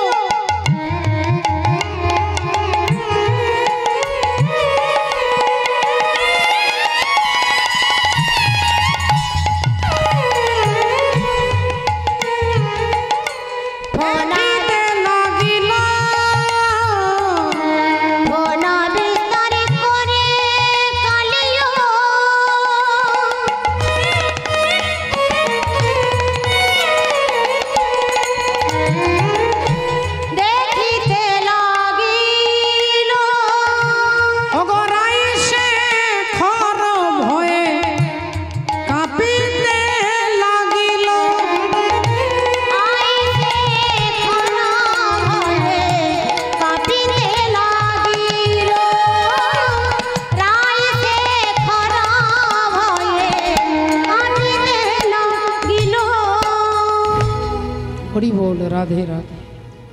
কালীয় নাগ ফনা বিস্তার করে উঠে দেখছে একটা বাচ্চা ছেলে আমার জলে ঝাঁপ দিয়েছে, আর ওই বাচ্চা ছেলেটা জলে ঝাঁপ দিয়ে সারা জলটাকে আলোড়িত করছে। দেখি তো, তোকে যদি একবার ধরতে পারি আমি পিষে পিষে মেরে ফেলবো, একবার যদি ধরতে পারি তোকে আমি পিষে পিষে মেরে ফেলবো।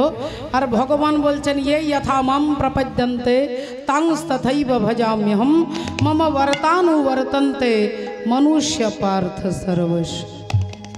আমাকে ধরবে? তা বেশ, তো ধরো না।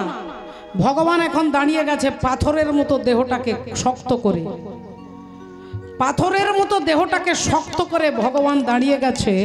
আর কালীয় নাগ তিনি এসে কি করছে না, ভগবানকে ভালো করে আষ্টে পিষ্টে ভালো করে সাপ যেভাবে ধরে সেইভাবে পেঁচিয়ে পেঁচিয়ে পেঁচিয়ে ধরে এবার কি করছেন না, ঘষছেন বাবা, ঘষছেন,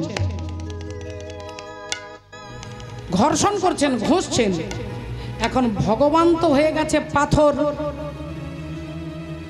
আর কালীয় নাগ যত ঘষছে তত কি হচ্ছে না, নিজেরই চামড়া উঠে যাচ্ছে। আমি যদি পাঁচিলে গিয়ে হাতটাকে এরকম ঘষি তা পাঁচিলটা তো ক্ষইবে না, আমার হাতটা ক্ষয়ে যাবে। তা কালিও নাগের চামড়া উঠে যাচ্ছে, রক্ত পড়ছে, জ্বালা করছে। কালিও নাগ ভাবছে তাহলে একে একে ঘর্ষণ করে হবে না, এক কাজ করি একে দংশন করব, ছোবল মারব। ভগবান বললেন আচ্ছা বেশ তাই করো, দেখা যাক কি হয়। আর যেই কালিও নাগ ভগবানকে ছোবল মেরেছে, ওমা ওই কালিও নাগের দশায় ঠাকুমার মতো হয়েছে, একটাও দাঁত নেই। তবে ঠাকুমা রাগ করবেন না, আপনার সকাল হলে কোনো ঝামেলা নেই, কোলগেটও দরকার নেই, ব্রাশও দরকার নেই। কালিও নাগের 20 দাঁত ভেঙে গেছে। কালিও নাগ ভাবছে এবার তো তাদের তো এর সঙ্গে আমি পারবো না, আমি পালিয়ে যাই। আর যেই ভাবছে পালিয়ে যাই, ভগবান বলছেন তুমি যদি আমার চরণে দাও মন, তবে হবে তুমি দমন। যদি আমার চরণে দাও মন, তবে হবে দমন। এখন তুমি পালিয়ে যাবার কথা ভাবছো, তাহলে আমার চরণে সম্পূর্ণ তুমি মন দিতে পারোনি। এবার আমি তোমাকে ধরবো। আজ পাকে পাকে ঘুরে লইয়া নাগে রে, মেরুদণ্ড ভাঙি যায়। আজ পাকে পাকে ঘুরে লইয়া কালি রে, মেরুদণ্ড ভাঙি যায়। ওগো পাকে পাকে ঘুরে লইয়া নাগে রে, মেরুদণ্ড ভাঙি যায়। আহা পাকে পাকে ঘুরে লইয়া কালি রে, মেরুদণ্ড ভাঙি দেয়।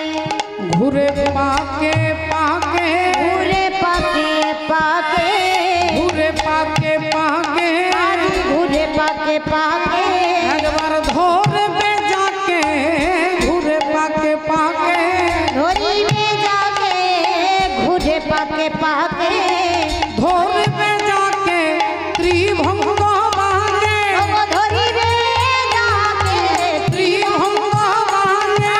ধরিবে যাকে, পাকে পাকে পাকে পাকে। হরি বল, রাধে রাধে।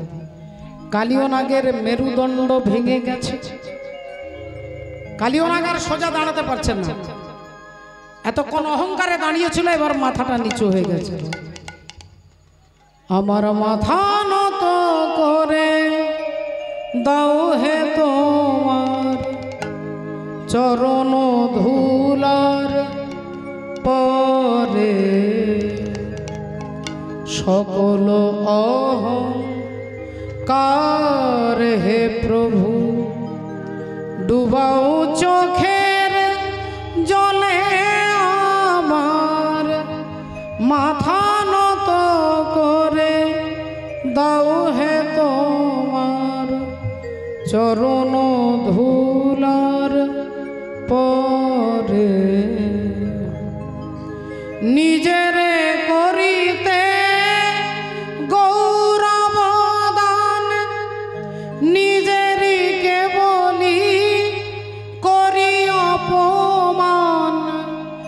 আপনারে শুধু ঘেরিয়া ঘেরিয়া ডুবে মরি পলে পলে।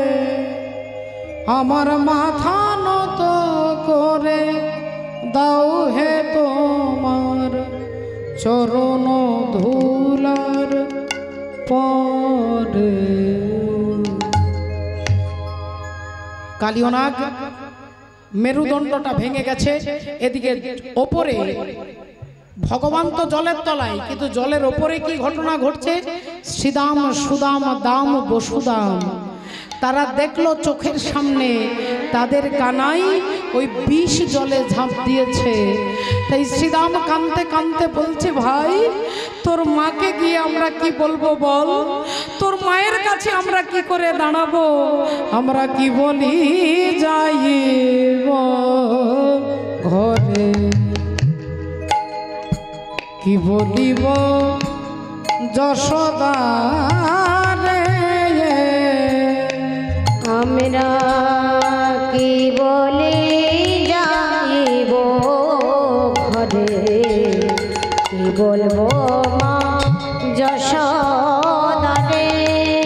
ওগো ধেনু বৎস কাঁদে রাই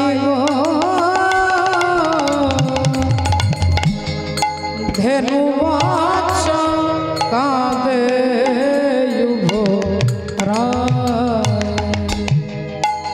ওগো ধেনু বৎস কাঁদে রায় গো ধেনু বৎস কাঁদে কানাই ফিরে আয় ফিরে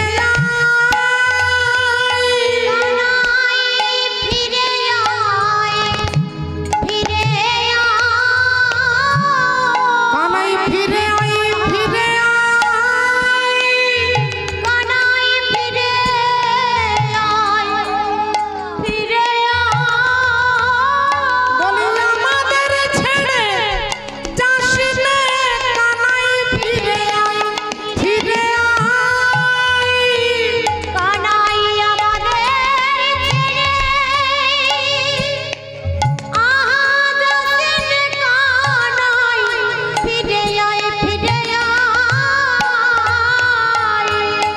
ওগো ধেনু বৎস কাঁদে রায় গো ধেনু বৎস কাঁদে রায় আহা ধেনু বৎস কাঁদে রায় গো ধেনু বৎস কাঁদে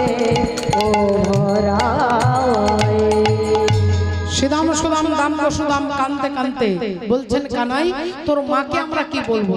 আর এদিকে মা যশোদা তিনি দেখছেন দিনের বেলায় অন্ধকার, বৃন্দাবনের অলিতে গলিতে সাপ দেখা যাচ্ছে। মা ভাবছে তাহলে আমি রাত্রে সাপের স্বপ্ন দেখেছি, তাহলে আমার গোপালের নিশ্চয়ই কোনো দুর্ঘটনা ঘটেছে। তাই মা কানতে কানতে নন্দ রাজার কাছে যাচ্ছেন, মহারাজ আমার গোপালের নিশ্চয়ই কোনো অমঙ্গল হয়েছে। নন্দ মহারাজ ভাবছেন তাই তো, তাহলে হতে পারে নন্দ যশোমতি গোপ গোপতথি বিচার করয়ে মনে ওগো বলরাম বিনে সখা গণ শোনে গোপাল গিয়েছে বনে। আমার গোপাল গিয়েছে বনে। आजकल याद कुछ और रहता नहीं, बस एक आपके याद आने के बाद। आजकल याद कुछ और रहता नहीं, बस एक आपके याद आने के बाद। याद आने से पहले चले आइए और फिर जाइए जान जाने के बाद। आजकल याद कुछ और रहता नहीं, बस एक आपके याद आने के बाद।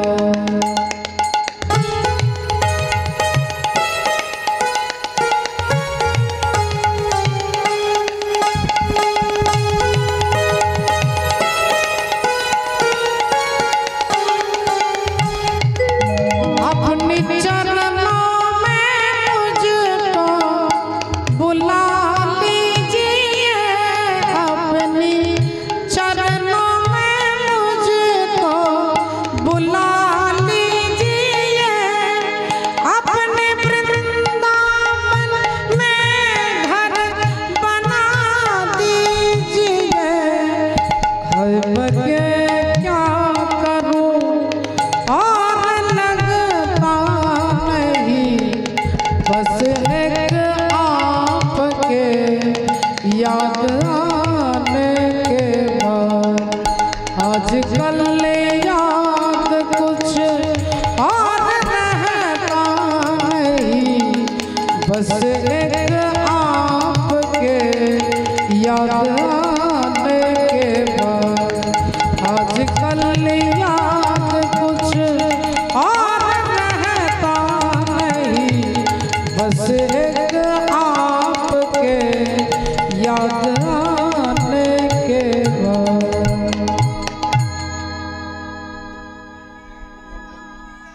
हरि बोल हरे कृष्ण जय राधे।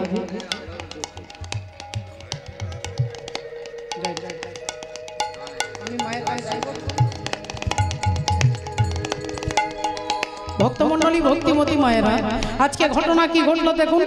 এখন কি হয়েছে মা মা যশোমতী আজকে সবাইকে সঙ্গে নিয়ে কান্নাকাটি করতে করতে খুঁজতে খুঁজতে খুঁজতে খুঁজতে যাচ্ছেন কালীদহের কূলে।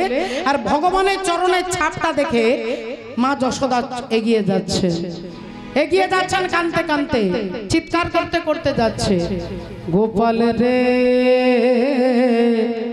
সাড়া দে গোপাল সাড়া দে।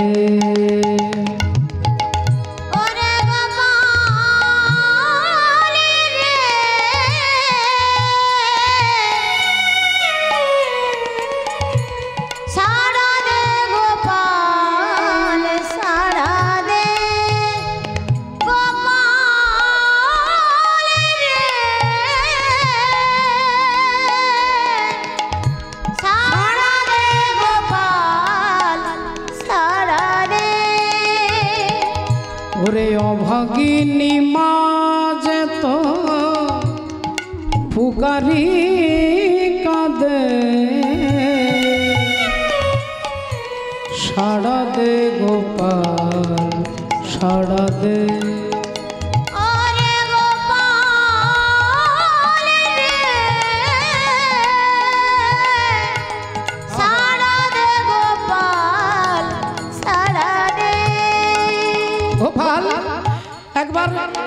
একবার আমায় দেখা দে বাবা, আমি তোকে দেখতে পাচ্ছি না কেন, আমি তোকে দেখতে পাচ্ছি না কেন বাবা, একবার তুই কোথায় আছিস একবার দেখা দে। অভাগিনী বলে কি দিবি না সারা, নয়নের মনি তুই নয়ন ছাড়া। অভাগিনী বলে কি দিবি না সাড়া, নয়নের মনি তুই নয়ন হারা। আমি আর দেখিতে কি পাবো না, দেখিতে কি পাবো না, আমার এই নয়নে সাড়া দে গোপাল সাড়া দে। ওরে গোপাল রে সাড়া দে গোপাল সাড়া দে, সাড়া দে গোপাল সাড়া দে, সাড়া দে গোপাল সাড়া দে। কানতে কানতে খুঁজতে খুঁজতে কালীদহের কূলে এসে দেখছে শ্রীরাম আছে, সুদাম আছে, দাম আছে, বসুদাম আছে, সবাই আছে, কিন্তু আমার গোপালকে আমি দেখতে পাচ্ছি না কেন। ওরে শ্রীরাম আমার গোপাল কোথায় বাবা? শ্রীরাম অমনি মায়ের পা দুটো জড়িয়ে ধরে বলছেন, মাগো তুমি বিশ্বাস করো মা, তুমি বিশ্বাস করো, তোমার গোপালকে বারবার বলেছিলাম এখান থেকে পালিয়ে চল, কিন্তু আমাদের কোনো কথা না শুনে তোমার গোপাল ওই বিষ জলে ঝাঁপ দিয়েছে। ঝাঁপ দিল জলে শুনিয়া সকলে গোপ বালকের মুখে, আজি অবনি মাঝারে মুরছি পড়য়ে মাধব কাঁদয়ে দুঃখে। মা অজ্ঞান হয়ে পড়ে গেছে, যেই শুনেছে গোপাল ওই জলে ঝাঁপ দিয়েছে। আবার কিছুক্ষণ পরে যখন জ্ঞান ফিরে আসছে তখন মা ছুটে যাচ্ছে ওই জলে ঝাঁপ দিয়ে আত্মহত্যা করবে। গোপাল যে জলে ঝাঁপ দিয়েছে আমিও সেই জলে ঝাঁপ দেব। আর যেই মা ছুটে যাচ্ছে অমনি বাড়ি থেকে আজকে দাদা বলরাম আসছে।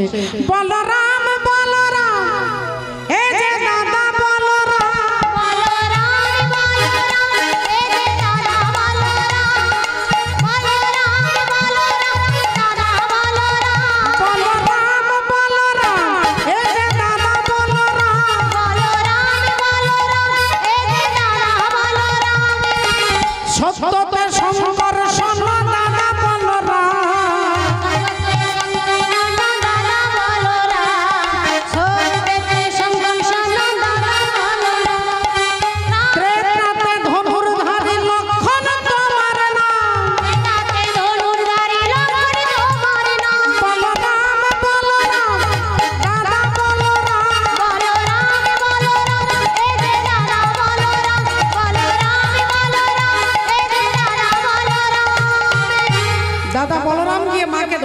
তোমার কোনো চিন্তা নেই। তুমি যে গোপালের জন্য আত্মহত্যা করতে যাচ্ছ, তোমার গোপাল এক্ষুনি ওই জল থেকে উঠে আসবে, এক্ষুনি উঠে আসবে মা। তুমি একটু ধৈর্য ধরো, একটু লক্ষ্যটাকে স্থির করো। বাবা ঠাকুর আমাদেরকে বলছে লক্ষ্য স্থির করতে। আমাদের লক্ষ্যটা লক্ষ্য রকমের, তাই লক্ষ্য স্থির হয় না। শিশুর নেহারি লক্ষ্য মাতৃস্তনপানে, আর মাতালের স্থির লক্ষ্য মদিরা সন্ধানে। সতী খুঁজে পুঁজিবারে পতির চরণ, কুলোটার লক্ষ্য হরে কিসে পরমন। বাঁদরের লক্ষ্য শুধু ফলের বাগান, শুকুনির লক্ষ্য দূর ভাগাড়ের সন্ধান। শৃগালের লক্ষ্য মৃতদেহ লইয়ে টানাটানি, আর নিন্দুকের লক্ষ্য শুধু পরনিন্দা গ্লানি। জ্ঞানীর লক্ষ্য শুধু তর্ক উপার্জন, আর ভক্তের লক্ষ্য শুধু শ্রীহরির চরণ। তুমি একটু ধৈর্য ধরো, দেখবে তোমার গোপাল এক্ষুনি জল থেকে উঠে আসবে। আর অমনি জলের তলায় ভগবান আজকে কালিয় নাগের মাথায় চেপেছে, কালিয় নাগের মাথায় চেপেছে। তাণ্ডবগতি মুন্ডন পর নাচত গিরিধারী,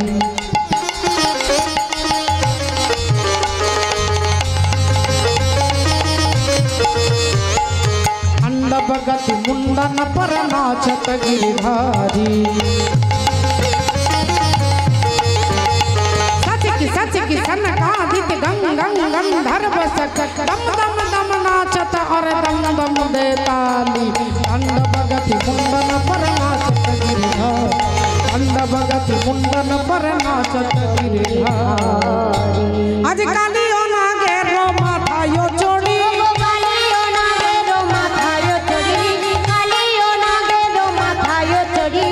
नटबर रंगे नाचिछे हरि, नटबर रंगे नाचिछे हरि, नटबर रंगे नाचिछे हरि। आज फनी मनी सब पड़े खुशी, फनी मनी सब पड़ल खुशी, फनी मनी सब पड़ल खुशी। और पूजय चरण नखर शशि, उदय चरण नखर शशि, उदय चरण नखर शशि। কালিয় নাগের মাথায় চেপে নৃত্য করছে, ফনাগুলো একটা একটা করে ভেঙে যাচ্ছে। আর ফনাগুলো যখন ভেঙে যাচ্ছে, গল গল করে রক্ত পড়ছে, তখন কালিয় নাগের পত্নীগণ বলছেন, ঠাকুর আমাদের স্বামীকে ছেড়ে দাও দয়াময়, আমাদের স্বামীকে ছেড়ে দাও। ভগবান বললেন ঠিক আছে যাও, তোমাদের স্বামীকে ছেড়ে দিলাম, যাও যাও ছেড়ে দিলাম।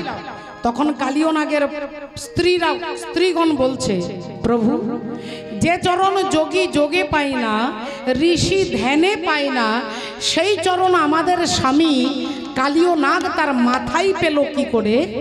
ভগবান বললেন এই তত্ত্ব জানতে গেলে কালিয় নাগ ছিল পূর্বজন্মে বিদর্ভ দেশের রাজা চন্দ্রধ্বজ। আর রাজার বুকে ছিল ব্যথা, শুল ব্যাধি, কোনো ডাক্তার কবিরাজের ওষুধ কার করছে না। তখন তিনি আত্মহত্যা করতে যাচ্ছে, যে এই বেঁচে থাকার থেকে মরে যাওয়া ভালো। আর তখনই দেবর্ষি নারদ বললেন, মহারাজ আপনি আত্মহত্যা করবেন না, আত্মহত্যা মহাপাপ।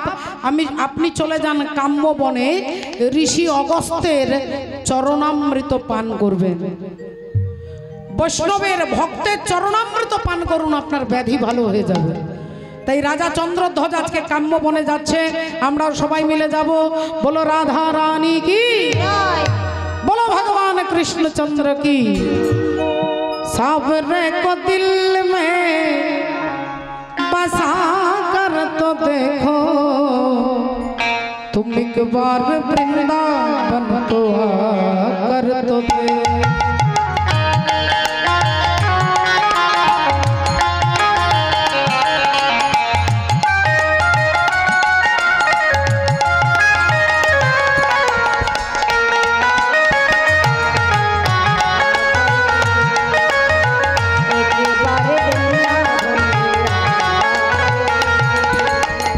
बड़े ही दयालु हैं बांके बिहारी, बड़े ही दयालु हैं बांके बिहारी।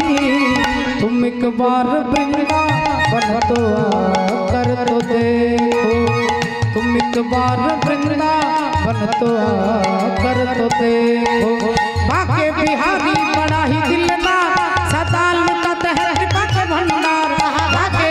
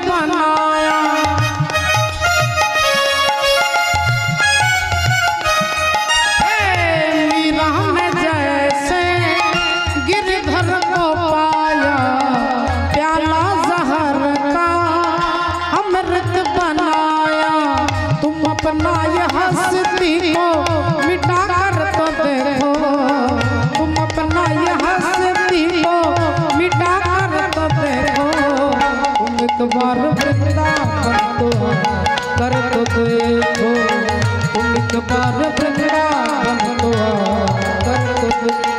अरे बाके बिहारी बड़ा ही दिलदार, सदा लुटाते हैं कृपा के भंडार।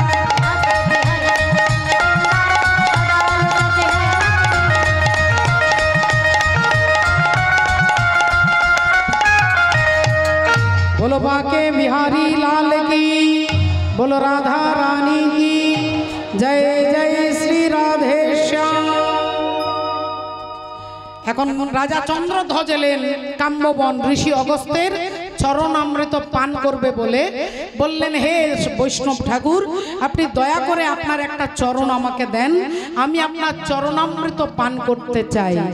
যেই অগস্ত্য ঋষি তিনি গাছের কোটরের মধ্যে বসেছিলেন, একটা চরণ বাড়িয়ে দিলেন, কিন্তু রাজা চরণটা দেখে চমকে গেলেন। চরণ একবারে পুঁজ রক্তে ভরে গেছে, সারা চরণে ছোট ছোট পোকা হয়ে গেছে, ঘা হয়ে গেছে, রক্ত পুঁজে ভর্তি হয়ে গেছে। ভাবলেন না না না না, এই চরণের চরণামৃত আমি পান করতে পারবো না, আমি এক কাজ করি, ওই দ্বিতীয় চরণটা চাই। বললেন, হে ঋষিবর, আপনি কৃপা করে আপনার দ্বিতীয় চরণটা আমাকে দেন, এই চরণটা রেখে দ্বিতীয় চরণটা দেন। এখন অগস্ত্য ঋষি দ্বিতীয় চরণটা বাড়িয়ে দিয়েছে। যেই দ্বিতীয় চরণটা বাড়িয়ে দিয়েছে, রাজা আরো দ্বিগুণ চমকে উঠেছে। দ্বিতীয় চরণ আরো বেশি গলে পচে গেছে, পুঁজ রক্তে ভরে গেছে, ছোট ছোট পোকা হয়ে গেছে। ছি ছি ছি। তাহলে এই চরণামৃত তো আমি মুখে দিতে পারবো না, কি করা যায়, কি করব কি করব? একটা মাটির মালসা ভাণ্ড অগস্ত্য ঋষির চরণের তলায় দিয়েছে। একটা ভাণ্ড অগস্ত্য ঋষির চরণের তলাতে দিয়েছে, আর হাতে করে জল নিয়ে ধীরে ধীরে জল ঢালছে, যাতে কোনো নোংরা ওই ভাণ্ডের মধ্যে পড়ে না যায়।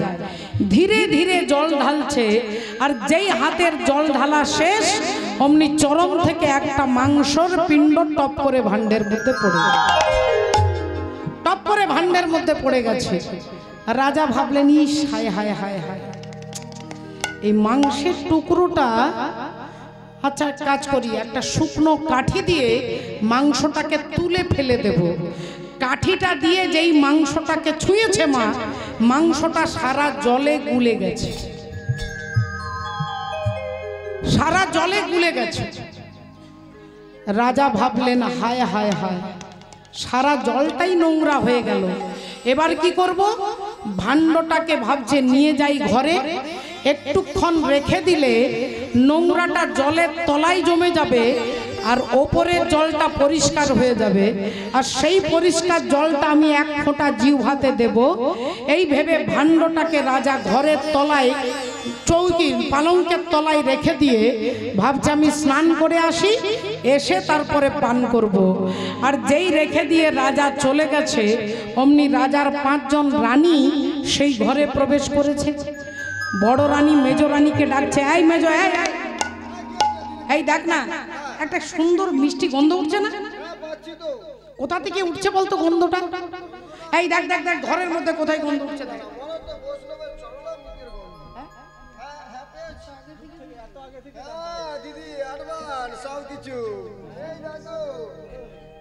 আরে এ কি বলতো?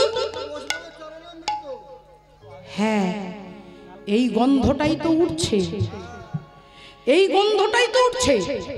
তাহলে বৈষ্ণবের চরণামৃত রাজা আমাদের দেবে না বলে লুকিয়ে রেখে দিয়ে গেছে। আচ্ছা, রাজা আমাদের নাই দেখ, সরকার তো দেয়। সরকারি কোনো কর্মচারী যদি 40,000 টাকা বেতন পায়, যখনই স্বামী থাকবে না তখনই স্ত্রী পেনশন পাবে 20,000 টাকা। তাহলে সরকার যদি 50% দেয়, আমাদের স্বামী দেবে না কেন? এই কথা বলতে বলতে নোংরাটা জলের তলায় জমে গেছে, ওপরের জলটা পরিষ্কার হয়ে গেছে, আর ওই পরিষ্কার জলটা 5 জন রানী মিলে হাতে নিয়ে সেবা করেছে, আর রাজার জন্য অর্ধেকটা রেখে দিয়েছে, অর্ধেকটা রাজার জন্য রেখে দিয়েছে। এই জন্য স্ত্রীকে অর্ধাঙ্গিনী বলে বাবা, স্ত্রীকে অর্ধাঙ্গিনী বলে। লক্ষ লক্ষ ভক্ত, কোটি কোটি ভক্ত যাচ্ছে প্রয়াগ তীর্থে। স্বামী গেছে প্রয়াগে ত্রিবেণীতে স্নান করতে, স্বামী 12 কিলোমিটার 14 কিলোমিটার হেঁটে তারপরে স্নান করবে, আবার ফিরে আসবে। স্বামী এত পরিশ্রম করবে, স্বামী এত ঠান্ডায় কাঁপতে কাঁপতে স্নান করবে, ওখানে স্বামী যত পুণ্য করবে আপনি ঘরে বসে তার 50% পেয়ে যাবেন। আপনি ঘরে বসে তার অর্ধেকটা পেয়ে যাবেন। তবে আপনি যদি মনে করেন যে স্বামী প্রয়াগে গেছে, এই সময় ফাঁকা ঘর, এখন সারাদিন টিভিতে সিরিয়াল দেখবো, তাহলে কিন্তু হবে না। তিনি গেছেন তীর্থের ধর্ম পালন করতে, আপনি আছেন সংসার ধর্ম পালন করতে। আপনার বাচ্চা আছে, শ্বশুর শাশুড়ি আছে, ঘরে গরু আছে, আপনি সবকিছু ফেলে যেতে পারবেন না। স্বামী ওখানে ধর্ম পালন করবে, আপনি এখানে ধর্ম পালন করবেন। স্বামী ওখানে যত পুণ্য পাবে আপনি এখান থেকে তার 50% অর্ধেক পেয়ে যাবেন। এটা অবশ্যই সত্য, কিন্তু আপনাকে ধর্ম অবলম্বন করতে হবে। তাই 5 জন রানী মিলে অর্ধেকটা সেবা করেছে, আর রাজার জন্য অর্ধেকটা পচা মাংসের টুকরোটা রেখে দিয়েছে। এখন রাজা স্নান করে আসছে, স্নান করে রাজা এসে দেখছে ওপরে জলটা নেই, শুধু মাংসের টুকরোগুলো পড়ে আছে। এবার রাজা চিৎকার করছে, কি হলো, কোথায় গেল? 5 জন রানী এসে বলছেন, মহারাজ আমরা আপনার অর্ধাঙ্গিনী, তাই অর্ধেকটা আমরা পান করেছি আর অর্ধেকটা আপনার জন্য রেখে দিয়েছি। এত চেঁচাচ্ছেন কেন মহারাজ? আপনার জন্য তো অর্ধেকটা রেখে দিয়েছি, পান করুন না। এবার রাজা তো কিছু বলতে পারছে না, রাজা কিছু বলতে পারছেন না, কি করবে? চরণামৃতটা হাতে নিয়ে হাতটা মুখের কাছে এনেছে, ইস চি চি চি চি, পচা গন্ধ। 5 জন রানী পাচ্ছে চন্দনের গন্ধ। কেন? বলে যার যেমন ভাব তার তেমন লাভ। আর রাজা পাচ্ছে দুর্গন্ধ। রাজা এবার হাতটা মুখেও দিতে পারছে না, আর ফেলতেও পারছে না, ফেলতেও পারছে না, মুখেও দিতে পারছে না। এই কি করি ভাবতে ভাবতে হাতটা মাথায় মুছে দিয়েছে। আর যেই হাতটা মাথাতে মুছে দিয়েছেন, অমনি ওপর থেকে ভগবান দৈববাণী করে বলছেন, ওরে মূর্খ, ওরে মূঢ়, ওরে অজ্ঞানী, ওরে নীচ, আমার ভক্তের চরণামৃত তুই বিষ জ্ঞানে তোর মুখে দিলি না, আমি তোকে অভিশাপ দিচ্ছি, তোর মুখে থাকবে তীব্র বিষ, তোর মুখে থাকবে তীব্র বিষ। আর আমার ভক্তের চরণামৃত মাথায় রেখেছিস বলে একদিন আমি আমার চরণ তোর মস্তকে দান করব। এখনো পর্যন্ত আপনারা দেখবেন সাপের মাথায়, কাল সর্প, তার মাথায় দেখবেন ভগবানের চরণের ছাপ রয়েছে। তাই একদিন আমি আমার ভক্তের চরণ মাথায় রেখেছিস বলে একদিন আমি আমার চরণ তোর মস্তকে দান করব। গোটা ঘটনাটা খুলে বললেন। এতক্ষণ পরে কালীয় নাগ বুঝতে পারলেন যে আমার মাথার উপরে কে দাঁড়িয়ে আছে। চরণ ধরিতে দিও গো আমারে, নিও না নিও না সরায়ে, জীবন মরণ সুখ দুঃখ দিয়ে বক্ষে ধরিব জড়ায়ে, চরণ ধরিতে স্খলিত শিথিল কামনার ভাব বহিয়া বহিয়া ফিরি গতয়া, নিজ হাতে তুমি গেথে নিও, দিও না আমারে ছড়ায়ে, চরণ ধরিতে। তাই কালীয় নাগ এতক্ষণ পরে তারপরে চিনতে পারলেন যে আমার মাথার উপরে কে দাঁড়িয়ে আছে। ভগবান বললেন কালিও আমার এই বৃন্দাবন থেকে চলে যাও, চলে যাও। কালিও নাগ বলছে প্রভু আমি চলে যাচ্ছি, তবে যাবার আগে তোমার ভক্তদের একটা পুরস্কার দিয়ে যাও।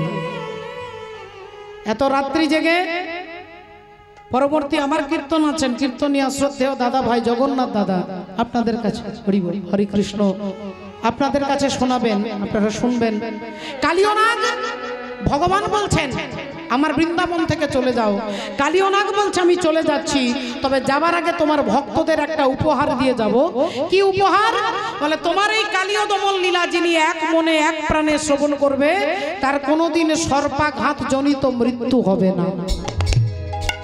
যিনি কালিও দমন লীলা শ্রবণ করে তার কোনোদিন সাপের ছোবলে মৃত্যু হয় না। এই পুরস্কার দিয়ে কালিও নাগ চলে গেলেন। ভগবান জলের উপরে ভেসে উঠলেন। হরি বল রাধে রাধে। জলের উপরে ভেসে উঠলেন ভগবান। আর অমনি মা যশোদাকে দাদা বলরাম দেখাচ্ছে, মা ওই দেখো গোপাল জলের উপরে ভেসে উঠেছে। অমনি ছুটে গিয়ে মা কি করলেন, আজ মাতা যশোমতী লইল কোলে, মাতা যশোমতী লইল কোলে, মাতা যশোমতী লইল কোলে। ওগো মাধব ভাসয়ে আনন্দ নিরে, মাধব ভাসয়ে আনন্দ নিরে, ভাসয়ে আনন্দ নিরে। আহা মাতা যশোমতী লইল কোলে, মাতা যশোমতী লইল কোলে। ওগো মাধব ভাসয়ে আনন্দ নিরে, মাধব ভাসয়ে আনন্দ নিরে। আনন্দ ধরে না, আনন্দ ধরে না, আনন্দ ধরে না। আনন্দ ধরে না। ওগো মাতা যশোমতীর মনে আনন্দ ধরে না, মাতা যশোমতীর মনে আনন্দ ধরে না, মাতা যশোমতীর মনে আনন্দ ধরে না। নিতাই গৌর হরি হরি বল।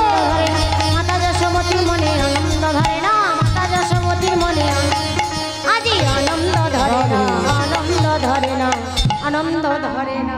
রাধে রাধে। মা যশোমতী গিয়ে ভগবানকে কোলে তুলে নিয়েছেন। আজকে মায়ের কোলে ভগবানকে রাখবো।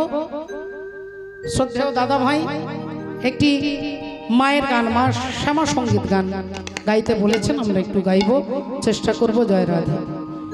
শ্যামা নামের লাগলো আগুন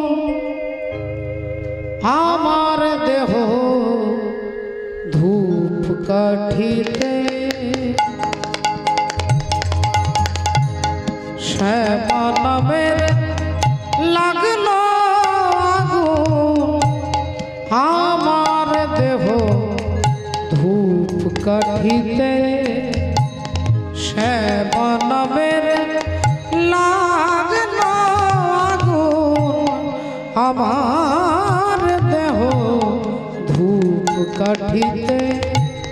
ওমা যত জালি সুবাস তত,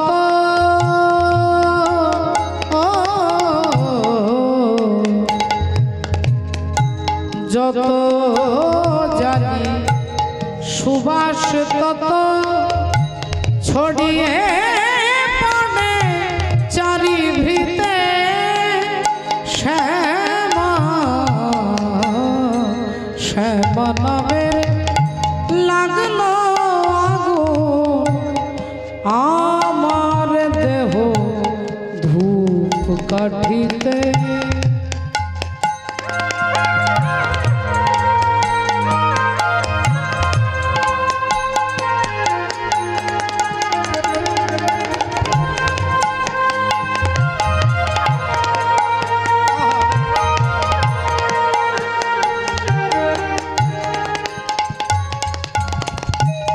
ভক্তি আমার ধূপের মতো,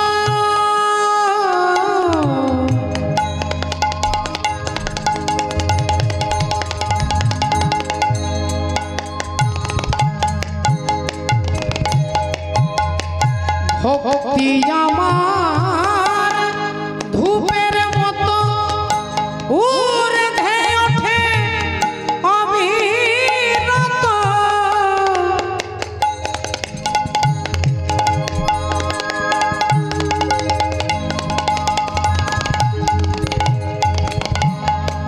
ভক্তি আমার ধূপের মতো ঊর্ধ্বে ওঠে অবিরত ও মা শিবলোকে দেবী দেউলে মা শিবলোকে দেবী দেউলে মার শ্রীচরণ পরশিতে পরশিতে শ্যামা শ্যামা নামের লাগলো আগুন আমার দেহ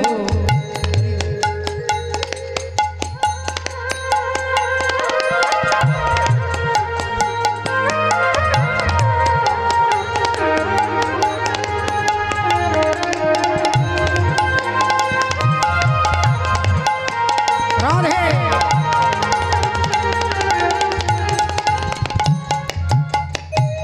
অন্তর শুদ্ধ হলো পবিত্র সেই ধূপ সুবাসে ওরে মার হাসি মুখ চিত্তে ভাসে মার হাসি মুখ চিত্তে ভাসে চন্দ্র সম নীলাকাশে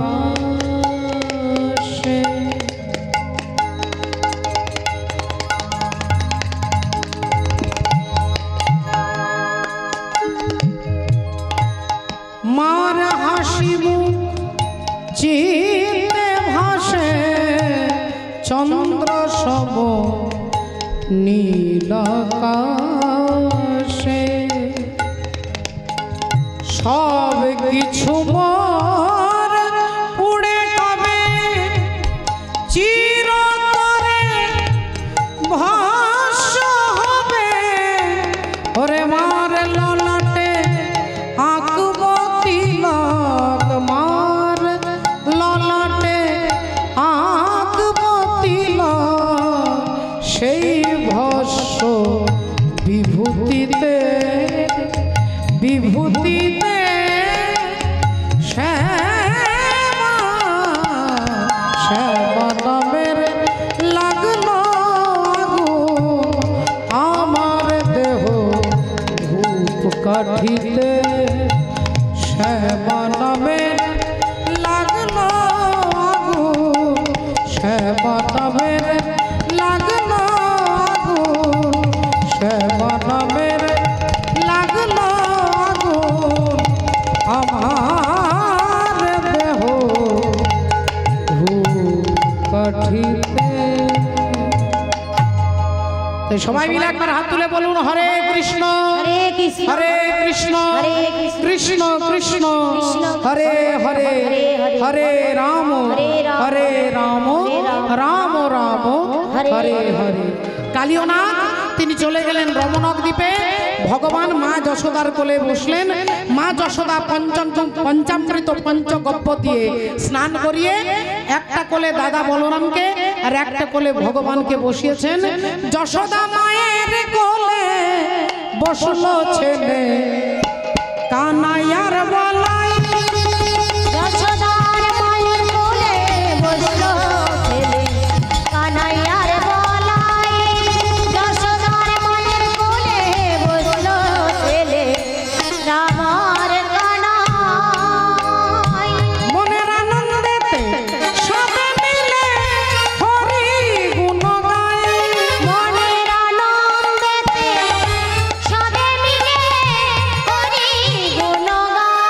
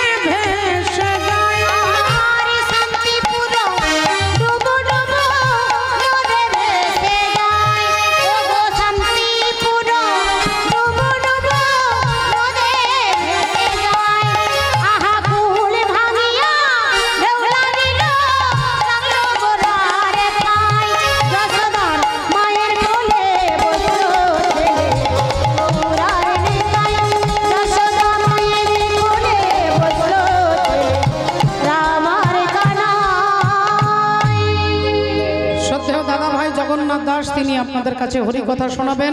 জয় রাধে। আমরা ততক্ষণ একটু বসে বসে সবাই মিলে হাতে তালি দিয়ে তালে তালে বলো রাধা রানী কি জয়। बोलो भगवान कृष्णचंद्र की।